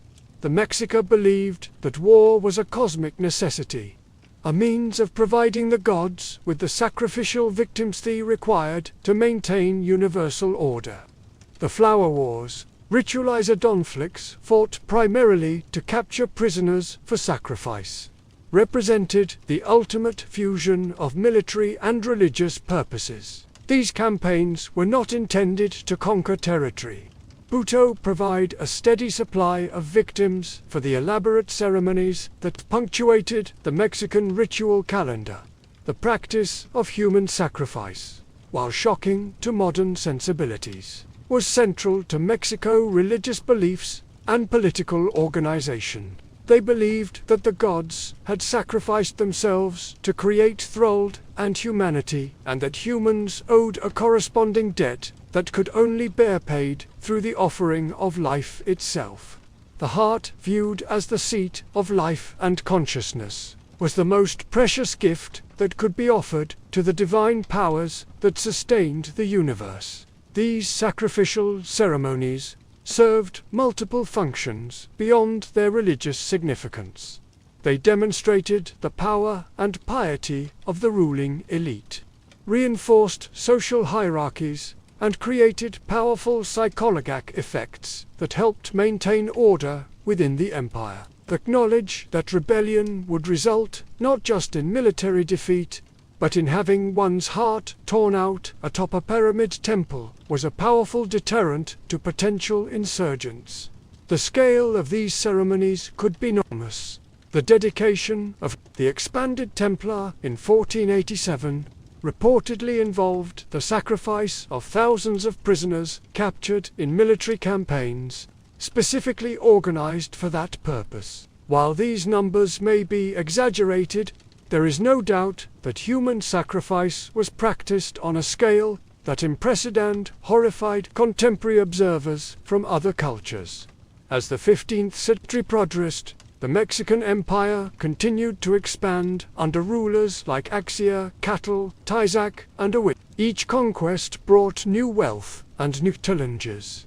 The empire stretched from the Atlantic to the Pacific, encompassing dozens of different ethnic groups with their own languages, customs, and local loyalties. Managing this diversity required increasingly sophisticated administrative systems and a delicate balance between central control and local autonomy. The empire's expansion also brought it into contact with powerful enemies who refused to submit to Mexico authority. The Talaxins, surrounded by imperial territory but maintaining their independence through military skill and determination, became a constant thorn in the empire's side. The Terrascans of Mitawakan possessed metallical skills that gave them superior weapons and successfully resisted multiple invasion attempts. These unconquered territories served as reminders that Mexico power, however impressive, was not unlimited. By that time, Moctezuma Xochitl ascended to the throne in 1502. The empire had reached a level of wealth and sophistication that dazzled visitors from across Mesoamerica. The capital city had become a marvel of urban planning and architectural achievement. Its pyramids rivaled those of ancient Egypt in their grandeur, while its gardens and palaces created spaces of beauty that seemed to belong more to paradise than to the earthly realm. The daily life of Tenochtitlan reflected the empire's prosperity and cultural sophistication. The city schools trained young people in the skills necessary for a complex civilization. Reading and writing in the pictographic script that recorded imperial history and religious knowledge. Mathematics and astronomy for calculating tribute and planning ceremonies. Music and dance for entertaining the gods and celebrating imperial achievements. The Karmak schools for the nobility produced the priests, administrators, and military leaders who would govern the empire's vast territories. Markets throughout the city displayed empire's wealth and diversity. Feather workers created elaborate costumes that transformed human beings into living representations of gods and mythical creatures. Goldsmiths crafted jewelry and ornaments of extraordinary delicacy and beauty. Stone carvers produced massive sculptures that decorated temples and palaces with images of divine power and imperial authority. Scribes recorded the tribute obliged subject peoples and the ritual requirements of the elaborate ceremony calendar.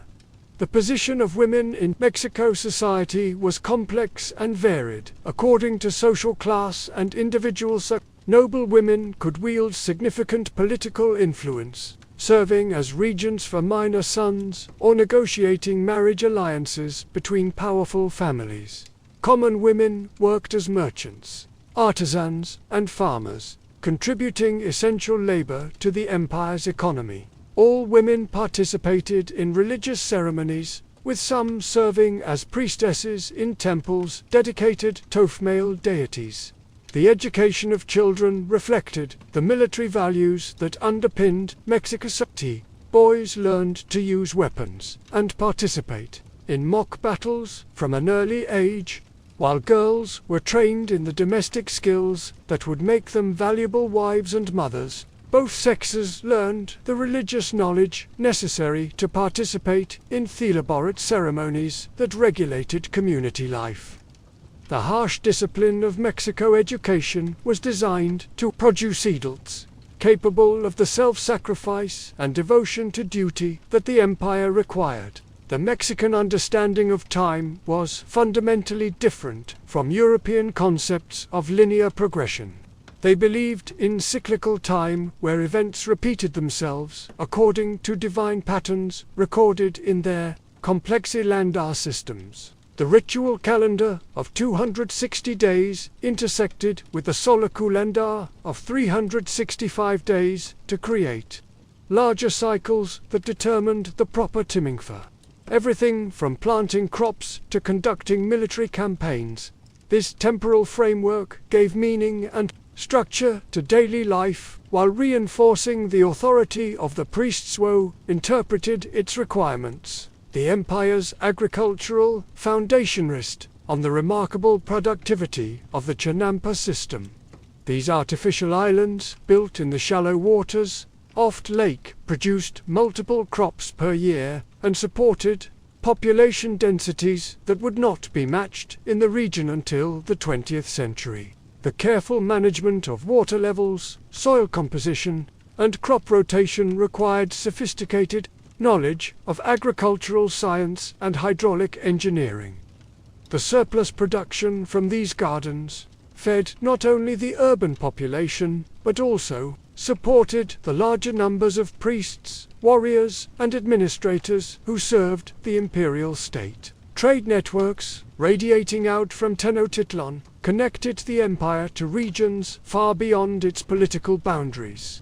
Merchants called Pacheco traveled vast distances to acquire the luxury goods that demonstrated imperial wealth and divine favor. These merchant ambassadors often served as spies and diplomats, gathering intelligence about potential targets for conquest, while establishing the commercial relationships that preceded ideological control.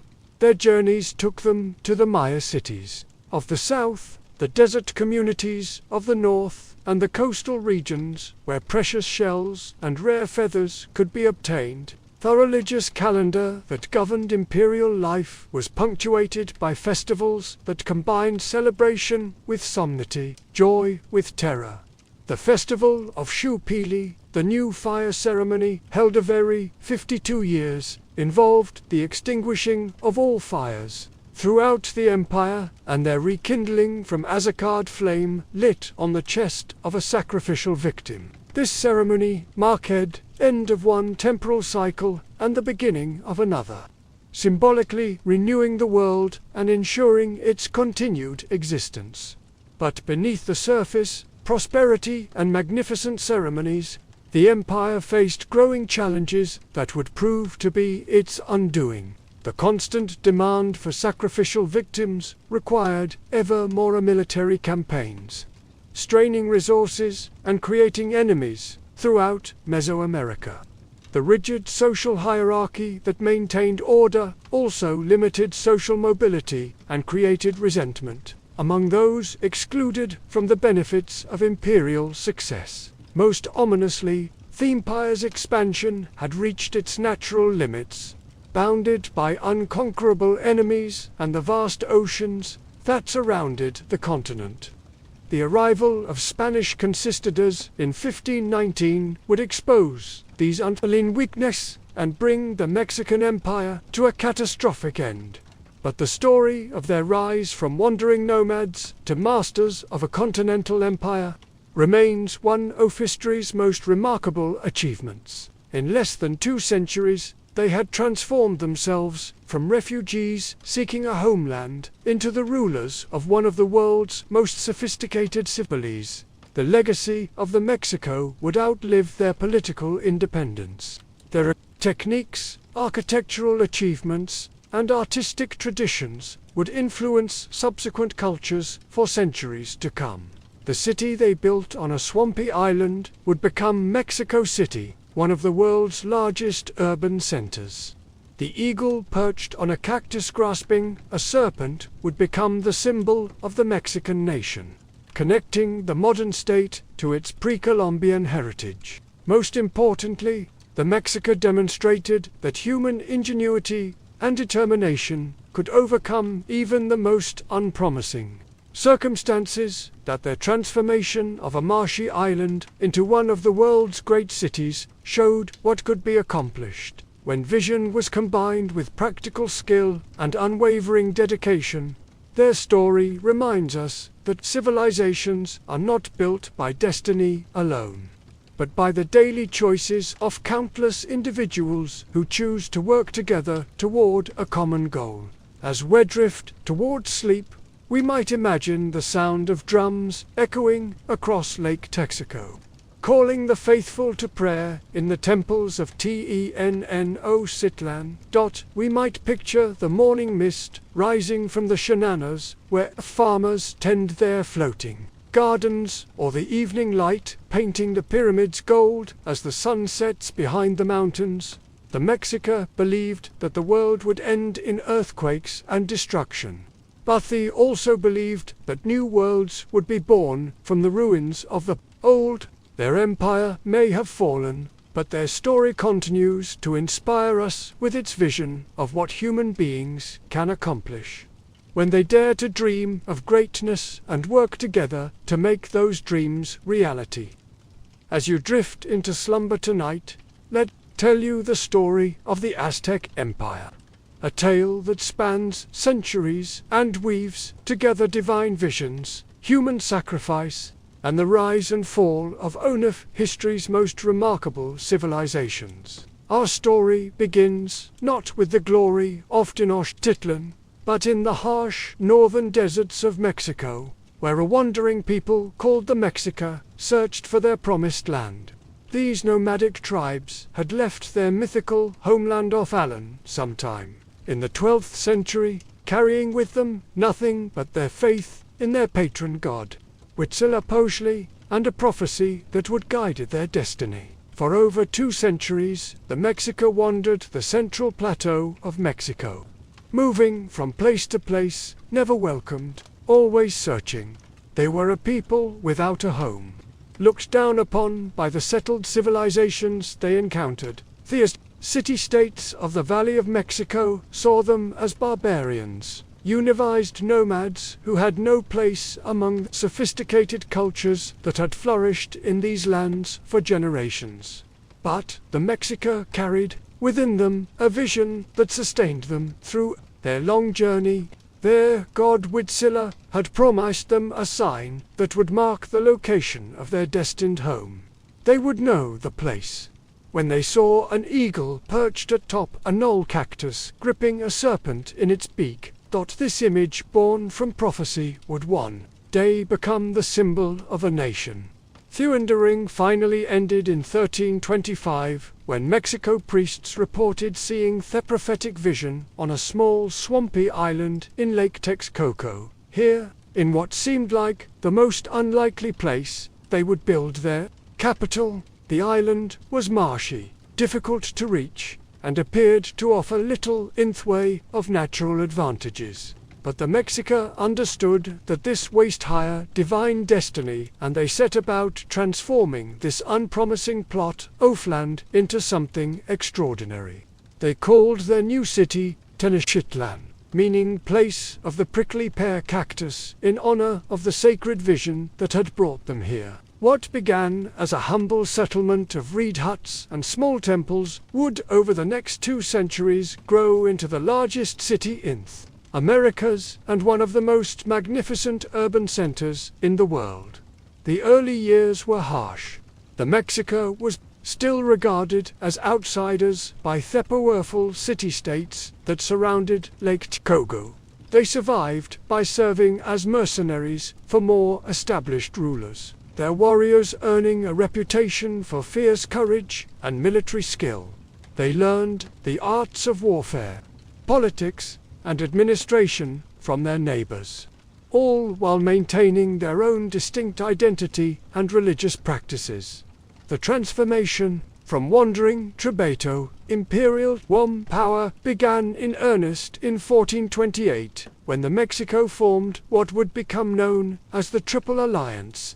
They joined forces with the city-states of Texcoco and Locapon to overthrow the Tannic Empire, which had dominated the Valley of Mexico for decades. This alliance would prove to be the foundation of Aztec imperial expansion. Under the leadership of their fourth ruler, Itzcoatl, they began to assert their dominance over neighboring territories, but it was under his successor, Moctezuma Ilu, that the empire truly began to take shape.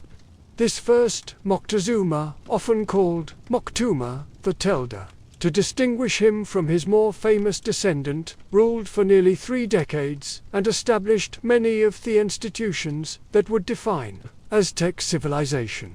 The empire that emerged was unlike the European kingdoms that Spanish conquistadors knew. Rather than direct territorial control, the Aztecs preferred a system of tribute and vassalage. Conquered cities were allowed to maintain their own rulers and customs as long as they paid tribute to Tenochtitlan and acknowledged Aztec supremacy. This system proved remarkably effective, allowing the empire to expand rapidly while avoiding the administrative burden of governing diverse populations directly. At the heart of this expanding empire lay Tenochtitlan itself, a city that grew more magnificent with each passing decade. The Aztecs proved to be master engineers, transforming their island home through a series of remarkable innovations. They developed the Chinampas, often called floating gardens, which were actually artificial islands created by piling mud and vegetation onto the shallow lake bed. These agricultural plots were incredibly productive, capable of supporting the large population that would eventually call Tenochtitlan home. The city was connected to the mainland by 3 great causeways, each wide enough for several people to walk abreast. These causeways included removable bridges that could be destroyed in case of attack, turning the city into an impregnable island fortress. Fresh water was brought to the city through an ingenious aqueduct system that channeled spring water from the hills surrounding the lake. By the time the Spanish arrived in 1519, Tenochtitlan housed between 200,000 and 300,000 inhabitants, making it one of the largest cities in the world. The city was laid out on a grid pattern, with canals serving as streets that allowed canoes to transport goods and people throughout the urban area. At the center of the city stood the sacred precinct, a walled compound containing the mosques, temples, and religious buildings. The crown jewel of the sacred precinct was the temple mayor, the great temple that dominated the city's skyline. This massive pyramid rose in 7 distinct levels, each built on top of the previous structure as successive. Rulers sought to honor the gods and demonstrate their own power. At its summit stood twin temples dedicated to the 2 most important deities in the Aztec pantheon, Huitzilopochtli, the god of war and the sun, and Tloc, the ancient rain god, whose favor was essential for agricultural success. Religion permeated every aspect of Aztec life, and it was a religion that demanded blood. The Aztecs believed that the gods had sacrificed themselves to create thralled and humanity, and that humans owed a debt of blood to maintain the cosmic order. The sun needed nourishment to continue its daily journey across the sky, and that nourishment came in the form of human hearts and blood offered in sacrifice. These rituals, shocking to European sensibilities, were central to Aztec understanding of their place in the universe. They saw themselves as partners with the gods in maintaining the delicate balance that kept the world functioning. Warriors who died in battle or on the sacrificial altar were believed to join the sun god in his daily journey, while women who died in childbirth were honored as warriors who had fallen in the battle to bring new life into the world. The empire reached its zenith under 2 remarkable rulers. Moctezuma, known as Asamaso, and his predecessor, Huitz. Under their leadership, Aztec armies marched from the Atlantic to the Pacific, bringing ever more territory imperial control. The wealth that flowed into Tenochtitlan from tribute payments was staggering. Conquered provinces sent gold, jade, feathers, cacao, cotton, and countless other precious goods to the capital. The emperor himself lived in a palace complex that covered several acres and housed thousands of servants, guards, and administrators. European observers who saw it described halls that could hold thousands of people, gardens filled with exotic plants and animals, and aviaries containing birds from every corner of the empire. The emperor's court was a center of learning and artistic achievement, where poets, musicians, and scholars gather to create works that celebrated the glory of the empire. Aztec society was highly stratified, with emperor at the top, followed by the nobility, then commoners, and finalized slaves. But it was also a society that offered opportunities for advancement through military service. Young men who distinguished themselves in battle could rise through the ranks of the warrior orders, gaining wealth, status, and the right to wear distinctive costumes and ornaments that marked their achievements. Education was highly valued, with schools for both nobles and commoners. The Karak schools for the nobility provided intensive education in writing, astronomy, theology, and statecraft. The Alpert schools for commoners focused on military training and basic education. Both types of schools emphasized discipline, self-sacrifice, and service to the state. Women in Aztec society had important roles, though they were different from those of men. Noble women could become priestesses or play important roles in religious ceremonies. All women were expected to master the arts of weaving and cooking, skills that were considered essential to maintaining household harmony and religious observance. Some women even became successful merchants, traveling to distant markets to trade in luxury goods. The Aztec calendar was one of their most sophisticated achievements, actually consisting of 2 interlocking systems. The ritual calendar had 260 days, and was used for religious ceremonies and divination. The solar calendar had 365 days, and the agricultural year. These 2 calendars meshed together in a 52-year cycle, at the end of which the Aztecs celebrated the new fire ceremony, a time of renewal when all fires were extinguished and relit from a set. Trade was the lifeblood of the empire, with merchants called pasha traveling vast distances to bring exotic goods to the markets of Tenochtitlan. These merchants were more than simple traders. They often served as spies and diplomats gathering intelligence about distant lands and peoples. The great market of Tlatelolco, adjacent to Tenochtitlan, was described by Spanish observers as larger and more varied than any market in Europe. But even as the empire reached new heights of power and prosperity, seeds of its destruction were already being sown. The system of tribute and vassalage that had enabled rapid expansion also created resentment among subject peoples.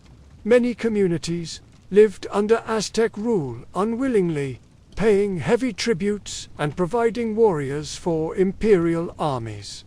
The constant demand for sacrificial victims created a climate of fear and hatred that Aztec enemies would eventually exploit. The empire's military success had also bred a dangerous overconfidence. For generations, Aztec armies had simmered invincible, defeating all who opposed them. This created a sense of divine destiny that made it difficult for Aztec leaders to imagine that their empire could ever face serious threats. They had developed effective strategies for dealing with traditional enemies, armed with obsidian-tipped weapons and fighting according to familiar patterns. But they were unprepared for the radically different challenge that would soon arrive from across the Atlantic. Religious beliefs too created vulnerabilities. The Aztecs believed in cyclical time, with the current era destined to end in destruction just as previous eras had ended. Prophecies spoke of the return of the god Quetzalcoatl, the feathered, who would reclaim his rightful place as ruler. When strange men with pale skin and horses arrived from the east, some Aztecs wondered if these might be the prophesied returning gods. The man who would exploit these vulnerabilities was Hernán Cortés, a Spanish conquistador who landed on the coast of Mexico in 1519 with a small force of roughly 600 men. Cortés was ambitious, ruthless, and blessed with a remarkable ability to understand and manipulate the political situation he encountered. He quickly recognized that the Aztec Empire, for all its apparent strength, was built on a foundation of fear and resentment that could be turned against it. Cortés began by allying himself with the Tlaxcalans, longtime enemies of the Aztecs, who had successfully resisted imperial conquest. The Tlaxcalans provided him with thousands of warriors and invaluable knowledge about Aztec society and military tactics. Other subject peoples soon joined this growing coalition, seeing an opportunity to throw off the Aztec yoke. The impact of Spanish technology and tactics was enormous. Horses, unknown in the Americas, seemed like mythical beasts to people who had never seen them.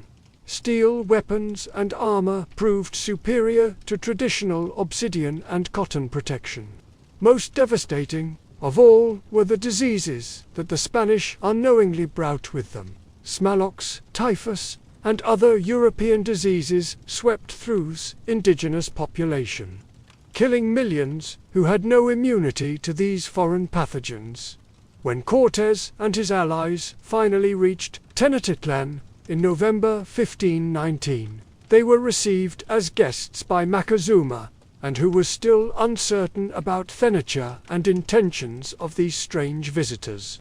The emperor's decision to welcome the Spanish into his capital would prove to be a fatal mistake. Once inside, Cortés took Moctezuma prisoner, effectively paralyzing the imperial government. The final siege of Tenochtitlan began in 1521 and lasted for several months. The Spanish and their indigenous allies surrounded the city, cutting off food and water supplies while systematically destroying the causeways and buildings. The Aztec defenders, led by the young Emperor Cuauhtémoc, after Moctezuma's death, fought with desperate courage, but they were overwhelmed by disease, starvation, and the superior technology of their enemies. When Tenochtitlan finally fell on August 13, 1521, it marked the end of the Aztec Empire and the beginning of Spanish colonial rule in Mexico. The great city that had taken to centuries to build was largely destroyed in the siege. Its temples pulled down and its palaces burned. In its place, the Spanish would build Mexico City, the capital of New Spain. The fall of the Aztec Empire was one of the most dramatic and consequential events in human history. A civilization that had dominated central Mexico for centuries was brought to its knees in just 2 years by a handful of foreign invaders. The Spanish conquest had profound implications, not just for Mexico, but for the entire course of world history. Yet, the legacy of the Aztecs did not disappear entirely. The indigenous population, though devastated by disease and conquest, survived and adapted to colonial rule. Many aspects of Aztec culture, from agricultural techniques to artistic traditions, persisted under Spanish dominion. The Nahuatl language, spoken by the Aztecs, continued to be used by millions of people and contributed hundreds of words to Spanish and eventually to English. The Chinampas that had fed Tenochtitlan continued to be cultivated for centuries after the conquest. The calendar system influenced colonial religious beliefs blended with Christianity to create new forms of worship that combined indigenous and European elements. The very layout of Mexico City followed the grid pattern of the Aztec capital, and many modern streets trace the paths of ancient canals in the realm of ideas. The Aztec Empire challenged European assumptions about civilization and governance. Spanish observers were forced to acknowledge that the indigenous peoples of the Americas had created complex societies with sophisticated instinct. This recognition, however grudging, contributed to evolving concepts of human nature and cultural diversity. The story of the Aztecs also became central to Mexican national identity. As Mexico sought independence from Spain and later struggled to define itself as a modern nation, the Aztec past provided a source of pride and distinctiveness. The eagle and serpent from the founding vision of Tenochtitlan became the symbol on the Mexican flag, linking the modern nation to its pre-Columbian heritage. Archaeological discoveries in the 19th and 20th centuries revealed the true magnificence of Aztec civilization to the modern world. The excavation of the Templar in Mexico City uncovered a treasure trove of artifacts that demonstrated the artistic and technological achievements of Aztec craftsmen. Museums around the world now display Aztec artifacts that speak to the sophistication and creativity of this remarkable civilization. The Aztec Empire represents one of humanity's great experiments in creating complex society. In the space of 2 centuries, a wandering tribe transformed itself into the rulers of an empire that stretched sea to sea. They created a capital city that rivaled any in the world, developed sophisticated systems of agriculture and trade, and built monuments that still inspire today. Their story is also a reminder of the fragility of even the mightiest civilizations. The Aztec Empire seemed invincible at its height, yet it fell with startling rapidity. When faced with new challenges it could not comprehend or counter. The encounter between the Aztecs and Spanish was a collision between 2 worlds, each with its own understanding of reality, and the consequences of that collision continue to shape our world today. As you drift deeper into sleep, consider the remarkable journey of the Mexico people. From wandering nomads to imperial rulers, from a vision of an eagle on a cactus to the reality of a great city rising from a lake, their story reminds us that human societies are capable of extraordinary transformation. that seemingly impossible dreams can become reality through determination and faith, and that even the greatest of human civilization are temporary chapters in the longer story of our species. The Aztec Empire may have fallen 5 centuries ago, but its legacy continues in the millions of people who can trace their ancestry, Totos who built Tenochtitlan, in the cultural traditions that blend indigenous and European elements, and in ongoing human quest to create societies that honor both earthly achievements and spiritual aspirations. In the end, the Aztecs succeeded in their greatest goal.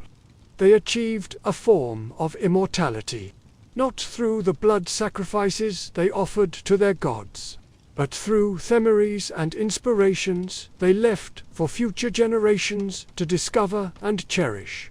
Sleep well, and let the dreams of ancient Mexico carry you through the night, where eagle and serpent dance eternal in the realm of human imagination, as the great river carved its ancient path through endless sands.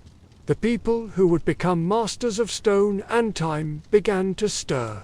The annual flood brought more than fertile soil. It brought the rhythm of eternity itself, teaching these early dwellers that life, death, and rebirth were woven into the very fabric of existence. In the sacred valley where the black earth met the red desert, a civilization was taking shape that would survive the rise and fall of distant kingdoms and leave monuments that still pierce the sky after 4.5 millennia. This was not merely the birth of a nation, but the dawn of humanity's first encounter with the divine made manifest in stone. The Aztec Empire had shown the world what could be achieved when mortal ambition reached toward the heavens, when warriors and priests united under the banner of cosmic purpose. But as their great city fell as Spanish steel and foreign disease, another story was already ancient beyond measure. A tale of god-kings who built their tombs as stairways to the stars, of a people who turned the challenge of desert and flute into the foundation of immortal greatness. This is the story of a land where Euphorius ruled as living gods, where the dead were preserved for eternity, and where the greatest architectural achievements in human history rose from the genius of a people who understood that true power lay not in conquest alone, but in harmony with the eternal forces that governed both earth and sky, from the first unification of the Tolans to the final breath of the last pharaoh. This is the entire story of ancient Egypt, a civilization that measured time not in years but in dynasties, and built not for the momenti but for forever. The sun god Ra had begun his eternal journey across the heavens, and in the valley below, a people were learning to join him in his golden boat, to become immortal through stone, through ritual, through the sacred mathematics of the pyramid builders. The Black Land was about to teach Thewald what it meant to be truly eternal. In the beginning, there was only the primordial waters of none, the endless ocean of chaos from which all creation would emerge.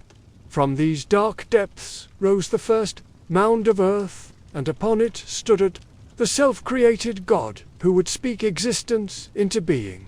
But this was more than myth. It was the foundational story of a people who saw in their own landscape the very blueprint of creation itself. Each year, as the Nile's floodwaters receded, they left behind small mounds of fertile silt rising from the dark water, perfect mirrors of that first act of creation. The Egyptians understood that they lived not just in a land, but in a cosmic drama that repeated itself annually, connecting their daily lives to the fundamental forces that had shaped the universe. Long before the first pharaoh wore the double crown, before the first pyramid rose from the desert floor, small communities of farmers and herders had learned to read the river's moods with the precision of astronomers. They discovered that the annual flood arrived in harmony with the rising of Sirius, the Doga, just before dawn. Proof that heaven and earth moved in perfect synchronization. These early settlements along the Nile were already sophisticated in ways that would define Egyptian civilization for millennia. They oriented their villagesto, catch the cooling north wind, built their homes from mud brick that would endure for generations, and develop agricultural techniques that could feed large populations in a land where rain was almost unknown. But it was in their triatment of the dead that these early Egyptians revealed their most distinctive insight into the nature of existence. Unlike other ancient peoples who simply buried their deceased, the inhabitants of the Nile Valley began the practice of deliberate preservation. They wrapped bodies in linen, placed them in wooden coffins, and surrounded them with provisions for a journey they believed would lead to eternal life. The tomb goods found in these pre-dynastic burials, pottery painted with images of boats, dancers, and animals, both real and mythical, reveal a people already convinced that death was not an ending, but a transformation. The boat motifs are particularly telling, for they show that even before the great funeral barges of the pharaohs, Egyptians envisioned the afterlife as a journey across celestial waters. This early period, archaeologists tell us, saw the gradual coalescence of two distinct kingdoms. In the south, Upper Egypt stretched from the first cataract at Aswan to the region around modern-day Cairo, a narrow ribbon of green, bordered by high cliffs that compressed the river into a swift, dramatic flow. Here, in cities like Heracompolis and Abydos, chieftains who wore the tall white crown of Upper Egypt ruled over communities that remained closely tied to ancient traditions. In the north, Lower Egypt spread across broad delta where the Nile divided into multiple branches before reaching the Mediterranean. This was a more cosmopolitan region, open to influences from across the sea, where rulers donned the red crown, and governed from cities that served as gateways to the wider world. For centuries, these two kingdoms existed in a complex relationship of trade, rivalry, and occasional warfare. The archaeological record shows evidence of both peaceful exchange and violent conflict as ideas, goods, and armies moved up and down the river that served as Egypt's central highway. The art of this pre-dynastic period reveals a society already obsessed with order, hierarchy, and the proper relationship between earthly and divine authority. Ceremonial palettes, carved knife handles, and decorated pottery show processions of animals, lines of captives, and rulers performing rituals that would remain virtually unchanged for 3,000 years. One of the most significant of these artifacts is the Hierakonpolis painted tomb, whose walls bear some of the earliest large-scale narrative art in human history. The scenes show boats with high prows carrying figures that may represent gods or deified ancestors, warriors in combat, and animals, both domestic and wild, arranged in patterns that suggest cosmic significance.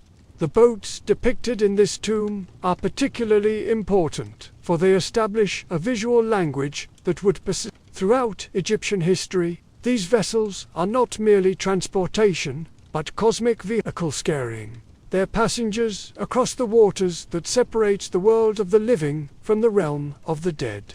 The tradition of the solar bark, the boat in which the sun god Ra travels across the sky each day, has its roots in these surrealist artistic expressions. Religious beliefs during this formative period were already sophisticated, incorporating elements that would become central to later Egyptian theology. The concept of Marat, cosmic order, truth, and justice, appears to have emerged from the practical necessity of maintaining harmony in communities that depended entirely on the river's reliable annual cycle. The gods of this early pantheon were often associated with animals whose behavior provided insights into the natural world. Thybus, whose appearance heralded the flood, became associated with god of wisdom and writing. The falcon, soaring high above the valley, was linked to Bus, the sky god, who would become the divine prototype of Phaonic power. Theco, whose milk-sustained life was connected to Hathara, goddess of love, music, and maternal protection. But perhaps the most significant development of this period was the emergence of what Egyptologists call the divine kingship ideology, the belief that earthly rulers were not merely chosen by the gods, but were themselves divine beings whose proper function was to maintain the cosmic order through ritual action and just governance. This concept would prove revolutionary in human political development. Previous societies had certainly claimed divine approval for their rulers, but the Egyptians went further, asserting that the king was literally a god incarnate, responsible just for governing his people, but for ensuring that the sun rose each morning, the Nile flooded each year, and the forces of chaos did not overwhelm the ordered universe. The practical implications of this ideology were enormous. If the king was divine, then opposition to royal authority was not merely political rebellion, but cosmic sacrilege. If the king's ritual performance was essential to universal order, then the resources of the entire kingdom could legitimately be devoted to ensuring that these rituals were performed with perfect precision and magnificent. Trade networks during this pre-dynastic period already extended far beyond the Nile Valley. Lapis lazuli from Afghanistan, cedarwood from Lebanon, and gold from Nubia found their way into elite burials, indicating that Egypt was connected to long-distance exchange systems that would only grow more extensive as political unification proved. The stability necessary for large-scale commercial ventures, the development of hieroglyphic writing, one of humanity's earliest writing systems, appears to have begun during this period as well. The earliest hieroglyphs are found on labels attached to grave goods, indicating that writing emerged from the practical need to identify and catalogue the provisions placed in tombs for theodicist use in the afterlife. These early hieroglyphs were primarily pictogric. A bird represented a bird, a house represented a house, but they quickly evolved to include phonetic elements, allowing scribes to record not just objects, but sounds, names, and eventually abstract concepts. The sophistication of this system would eventually rival that of any writing system ever devised, capable of expressing everything from grocery lists to profound theological speculation. As the 4th millennium BCE drew to a close, the stage was set for the political unification that would transform Egypt from a collection of competing chiefdoms into one of history's most enduring civilizations. The archaeological evidence suggests that this unification was achieved through a combination of military conquest, diplomatic marriage, and religious innovation that presented the victorious rulers as divinely ordained to govern both lands. The catalyst for this transformation was a ruler whose name echoes through history like thunder across water. Nama, known to later Greek historians as Mene the Unifier. Around 3100 BCE, this southern king launched a campaign that would not merely conquer territory but would establish the template for divine kingship that would endure for over 3 millennia. The Nama Palette, one of the most important historical documents from the ancient world, commemorates this unification in imagery that is both political propaganda and religious art. On one side, Nama wears the white crown of Upper Egypt as he strikes down a northern enemy. On the other, he wears the red crown of Lower Egypt as he inspects the decapitated corpses of his foes. But the palette is more than a record of military victory. It establishes the iconographic language a pharaonic power that would remain virtually unchanged for 3,000 years. The king is shown as larger than life, literally towering over his enemies and supporters alike. He is attended by the gods, protected by divine symbols, and invested with the regalia that marks him as the earthly representative of cosmic order. The unification achieved by Narmer was not merely political, but cosmos, Lorgical. By joining the two lands under a single crown, he created something unprecedented in human history, a kingdom that embodied the harmony of opposites, the reconciliation of competing forces that was essential to maintaining the cosmic order upon which all existence depended. Memphis, the capital city founded at the junction of Upper and Lower Egypt, became the physical manifestation of this unified vision, located where the River Valley met the Delta, where the narrow ribbon of Upper Egypt opened into the broad expanse of Lower Egypt.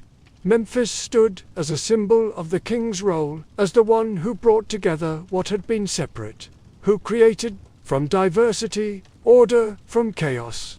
The establishment of Memphis as the capital was a stroke of political genius that would influence urban planning for millennia. By building his new city at the geographical center of his unified kingdom, Narmer ensured that royal authority would be equally accessible to both north and south.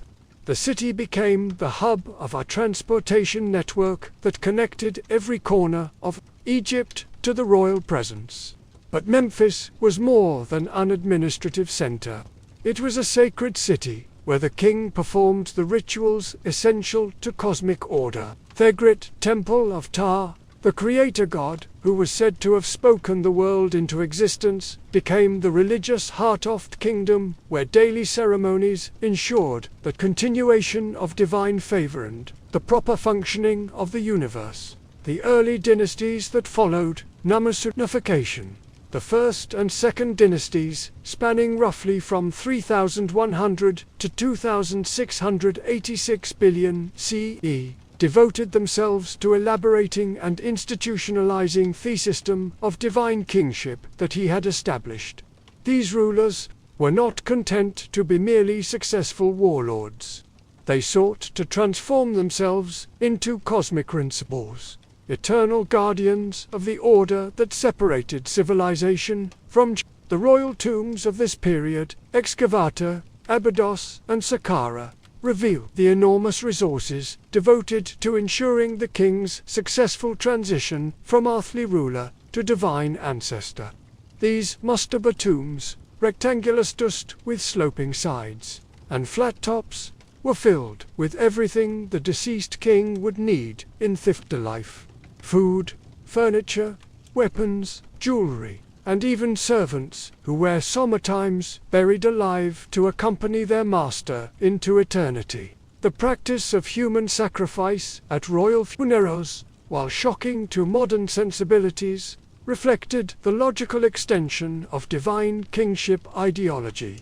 If the king was truly divine, if his continued existence in the afterlife was essential to cosmic order, then no sacrifice was too great to ensure his proper transition to the next world. The servants who died with their king were not victims, but participants in a cosmic drama that would benefit all of creation. The administrative system that developed during these early dynasties would become legendary for its efficiency and comprehensiveness. Scribes trained in hieroglyphic writing formed the backbone of a bureaucracy that recorded everything: the height of the annual flood, the contents of royal storehouses, the names and duties of officials, the tribute received from foreign lands.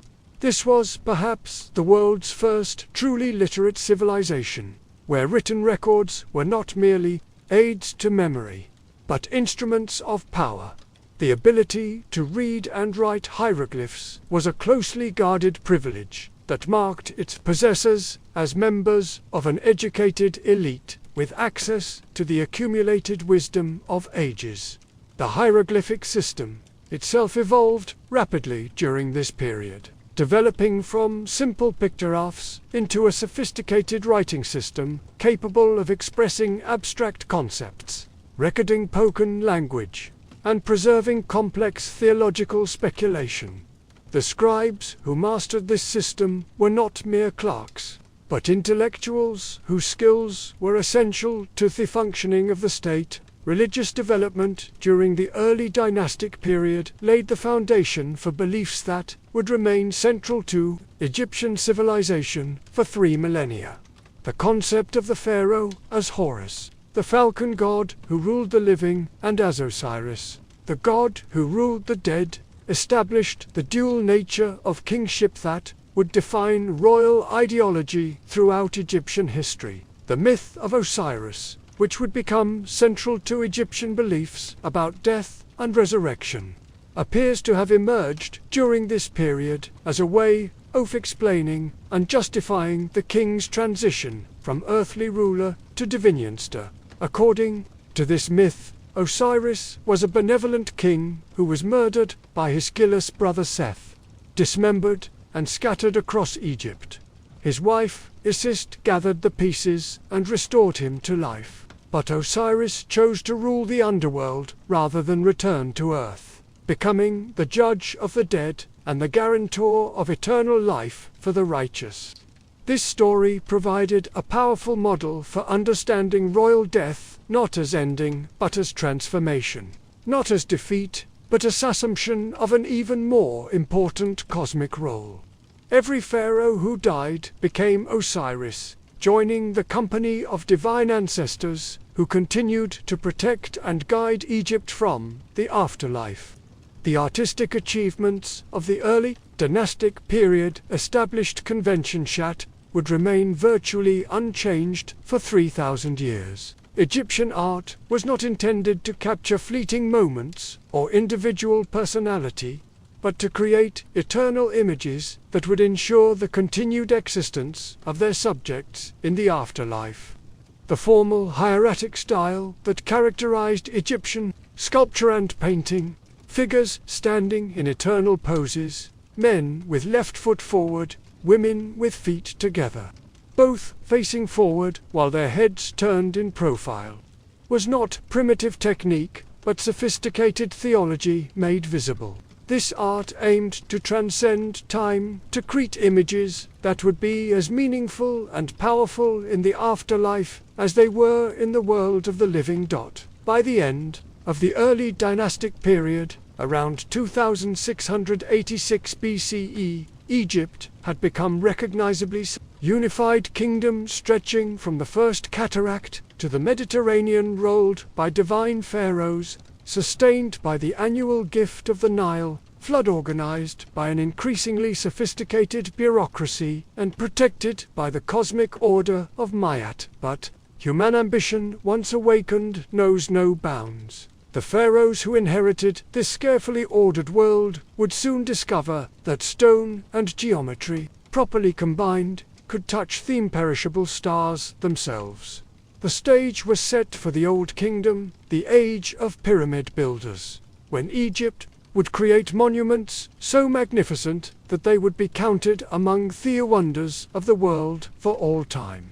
The Great Pyramid Complex at Giza stands today as humanity's most enduring achievement. But its story begins not with grand ambition, but with a single revolutionary idea. Around 2670 BCE, a third dynasty pharaoh named Joseph faced the same challenge that had confronted every ruler before him: how to ensure his successful journey to the afterlife while demonstrating his divine authority to the living.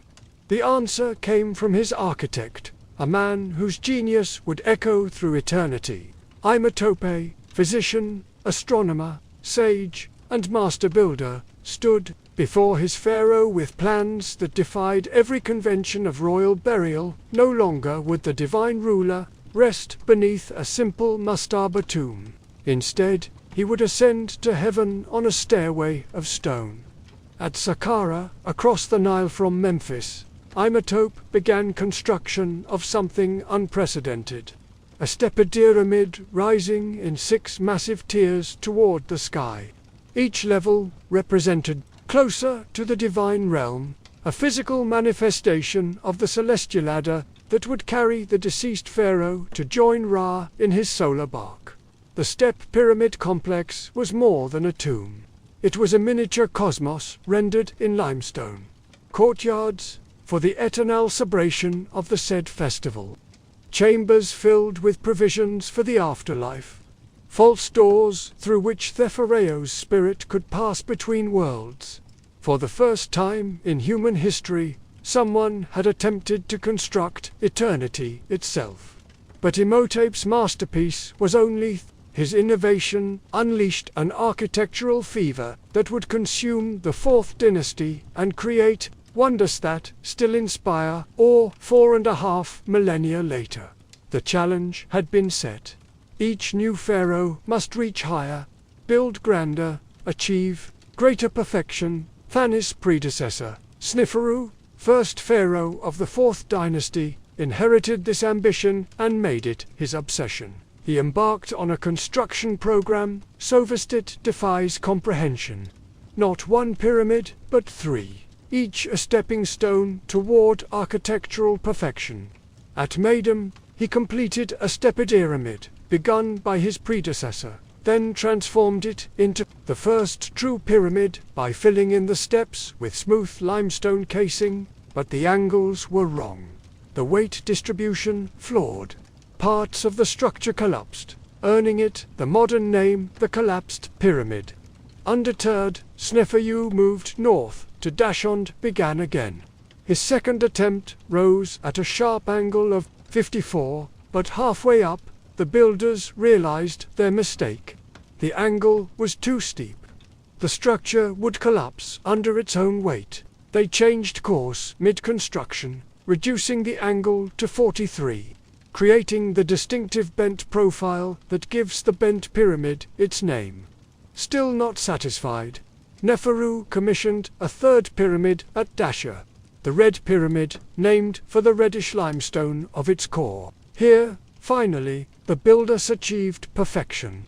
The angle was ideal. The first true pyramid stood complete. Its smooth sides catching the desert sun like a geometric mountain crafted by the gods themselves. Sneferu's son inherited not just a throne, but a challenge that seemed impossible to surpass.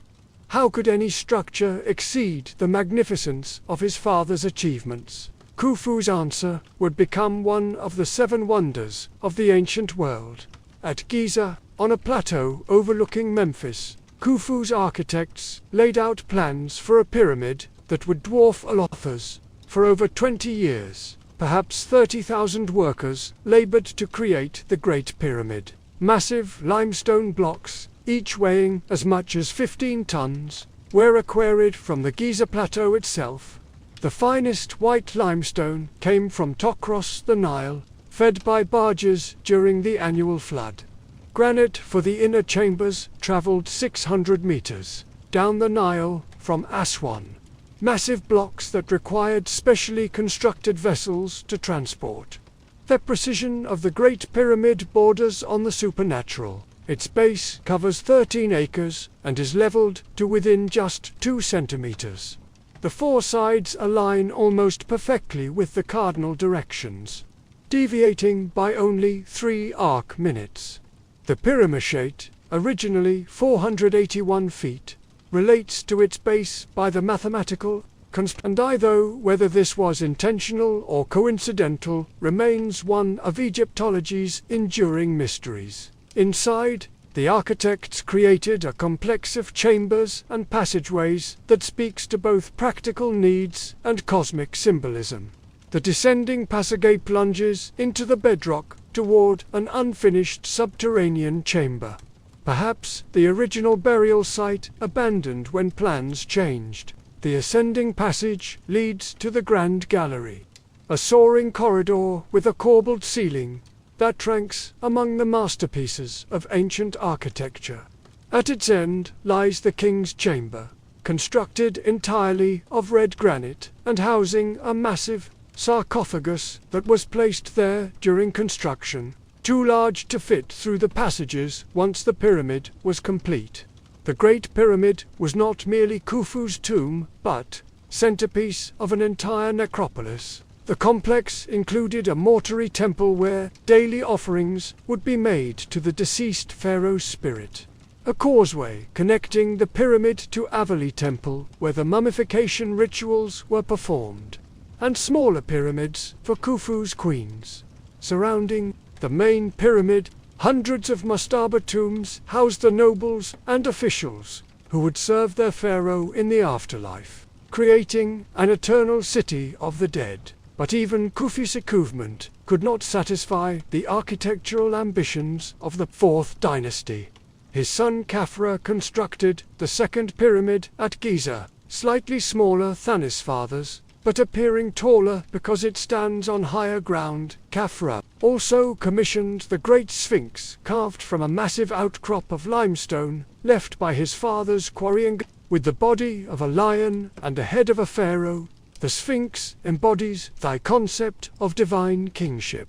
The wisdom of humanity combined with the strength of the mightiest predator, Khafra's successor, completed the Giza trilogy with a third pyramid, smaller than its companions, but no less carefully constructed. By now, the enormous expense of these projects was straining even the vast resources of the most powerful state on earth.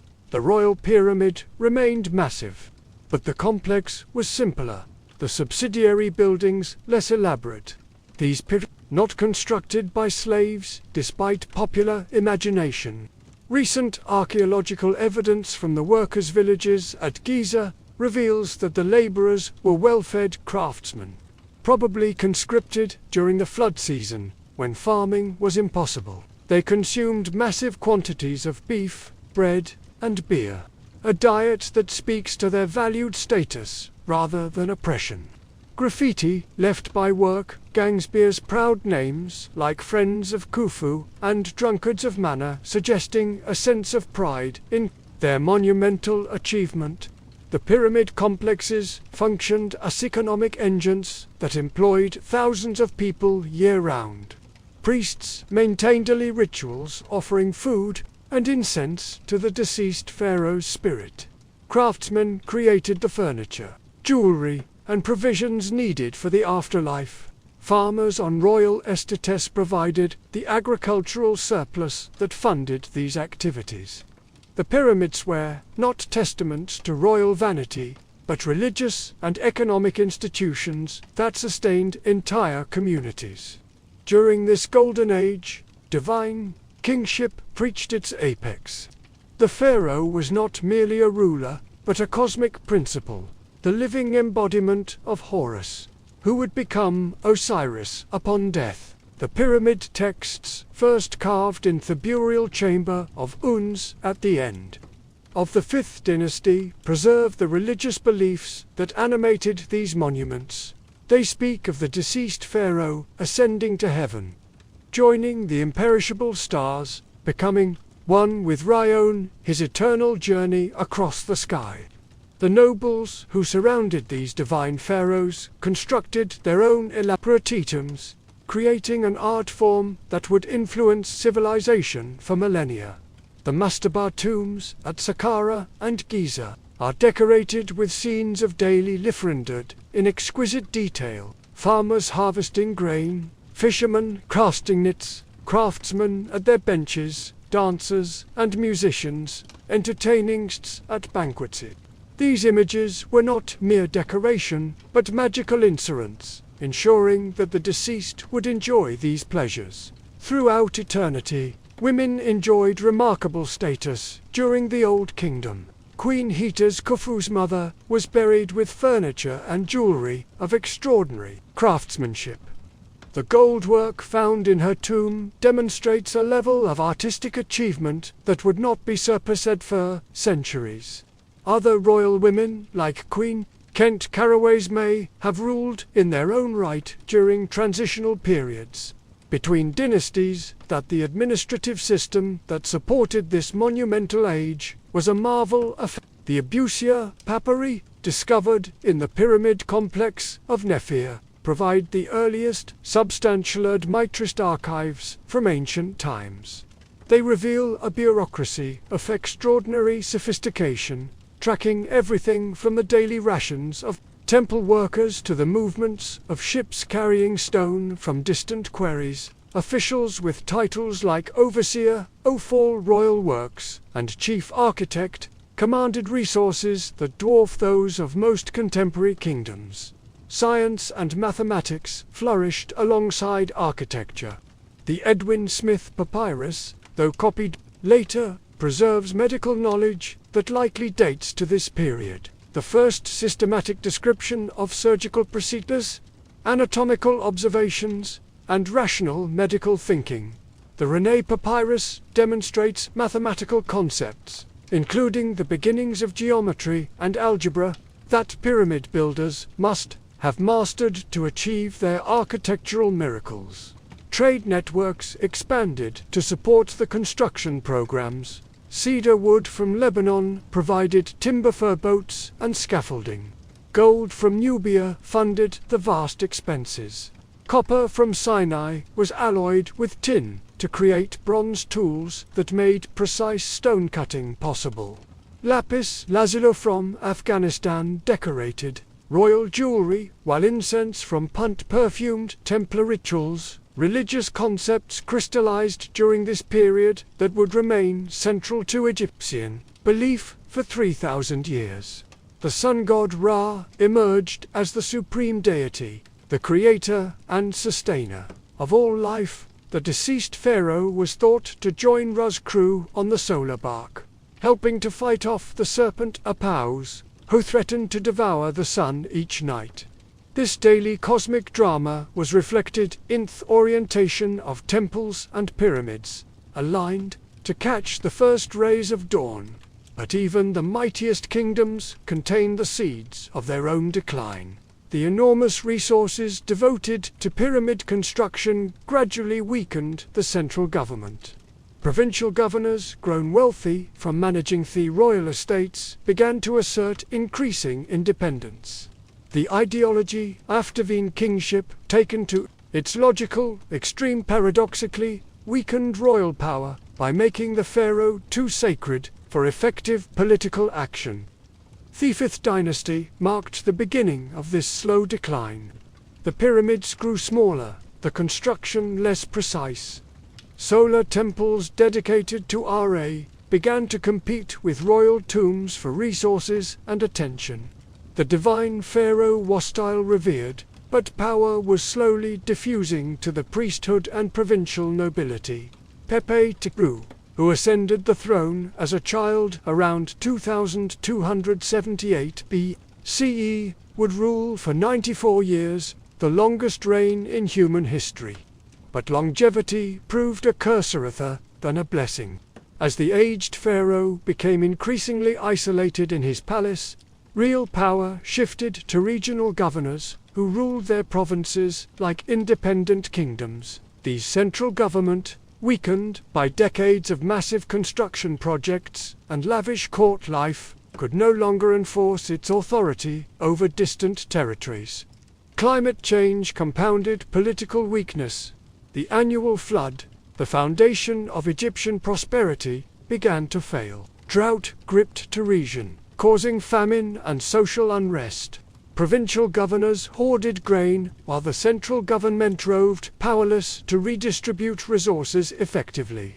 The unified realm that had stood for over 5 centuries began to fragment. As Pepi II's endless reign ended, the last vestiges of central authority crumbled with him.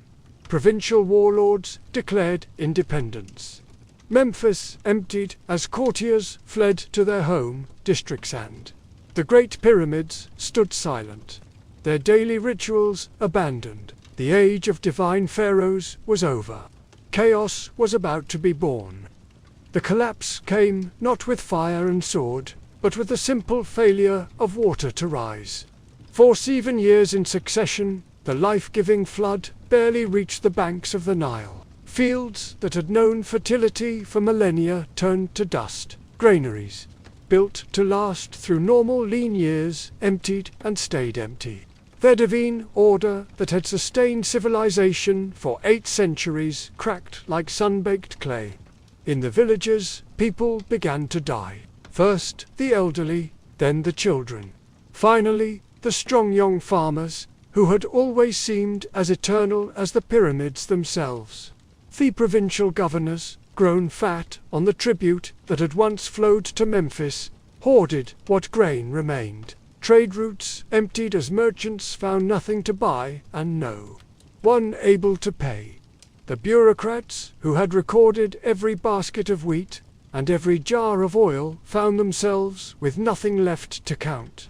Memphis, the eternal capital, became a ghost city. The great palace, where divine pharaohs had held court for centuries, echoed with the footsteps of servants who would soon abandon their masters. The workshops that had created treasures for royal tombs fell silent. The priests who had maintained daily rituals in temple after temple found their altars bare of offerings. Even the gods, it seemed, had abandoned their chosen people. But nature's cruelty only revealed the deeper rot that had been spreading through the kingdom's foundations. The old kingdom had not merely collapsed. It had devoured itself. Decades of pyramid construction had drained the treasury, leaving no reserves for crisis. The ideology of divine kingship had grown so rigid that rulers could no longer adapt to changing circumstances. Most fatally, power had drained away from the center to regional strong men who owed their positions to royal favor, but felt no loyalty to royal authority. When central government finalizers appeared, these provincial governors simply declared themselves independent rulers. The unified realm shattered into dozens of petty kingdoms, each controlling a few districts along the Nile. They fought constant wars over irrigation rights, trade routes, and the dwindling resource of a land in crisis. Some called themselves pharaohs, commissioning crude pyramids and pathetic imitations of royal regalia. Others abandoned all pretense and ruled as simple warlords. The sacred order that had made civilization possible evaporated. Mat, the cosmic principle of truth, justice, and harmony, seemed to have fled the world entirely. Ancient texts from this period preserve the horror of those who lived through civilization's collapse. The land spins around, as does a potter's wheel. Towns are destroyed. Upper Egypt's become wasteland. Crocodiles gorge on the fish they have caught, and people go to them of their own accord. Even more shocking than political chaos was social revolution. The rigid hierarchies that had defined society for centuries dissolved overnight. Servants claimed their master's property. Peasants wore fine linen, while nobles dressed in rags. The careful burial customs that had distinguished rich from poor disappeared as surviving communities could barely afford to bear it there at all, let alone with the elaborate provisions that had once guaranteed eternal comfort. Yet, as we reach the end of our journey through the rise and fall of the mighty Aztec Empire, we are reminded that even the greatest civilizations are but chapters in humanity's ongoing. The Aztecs, like the Egyptians and Inca before them, showed us the remarkable heights human ingenuity, organization, and spiritual devotion can achieve. That their floating gardens, magnificent temples, and complex society stand as testament to what is possible when people unite around a shared vision and purpose. Yet, their ultimate fate teaches us that no empire, no matter how powerful or divinely inspired, can escape the inevitable forces of time and change. While empires may crumble, the human spirit's capacity for wonder, creativity, and resilience endures forever.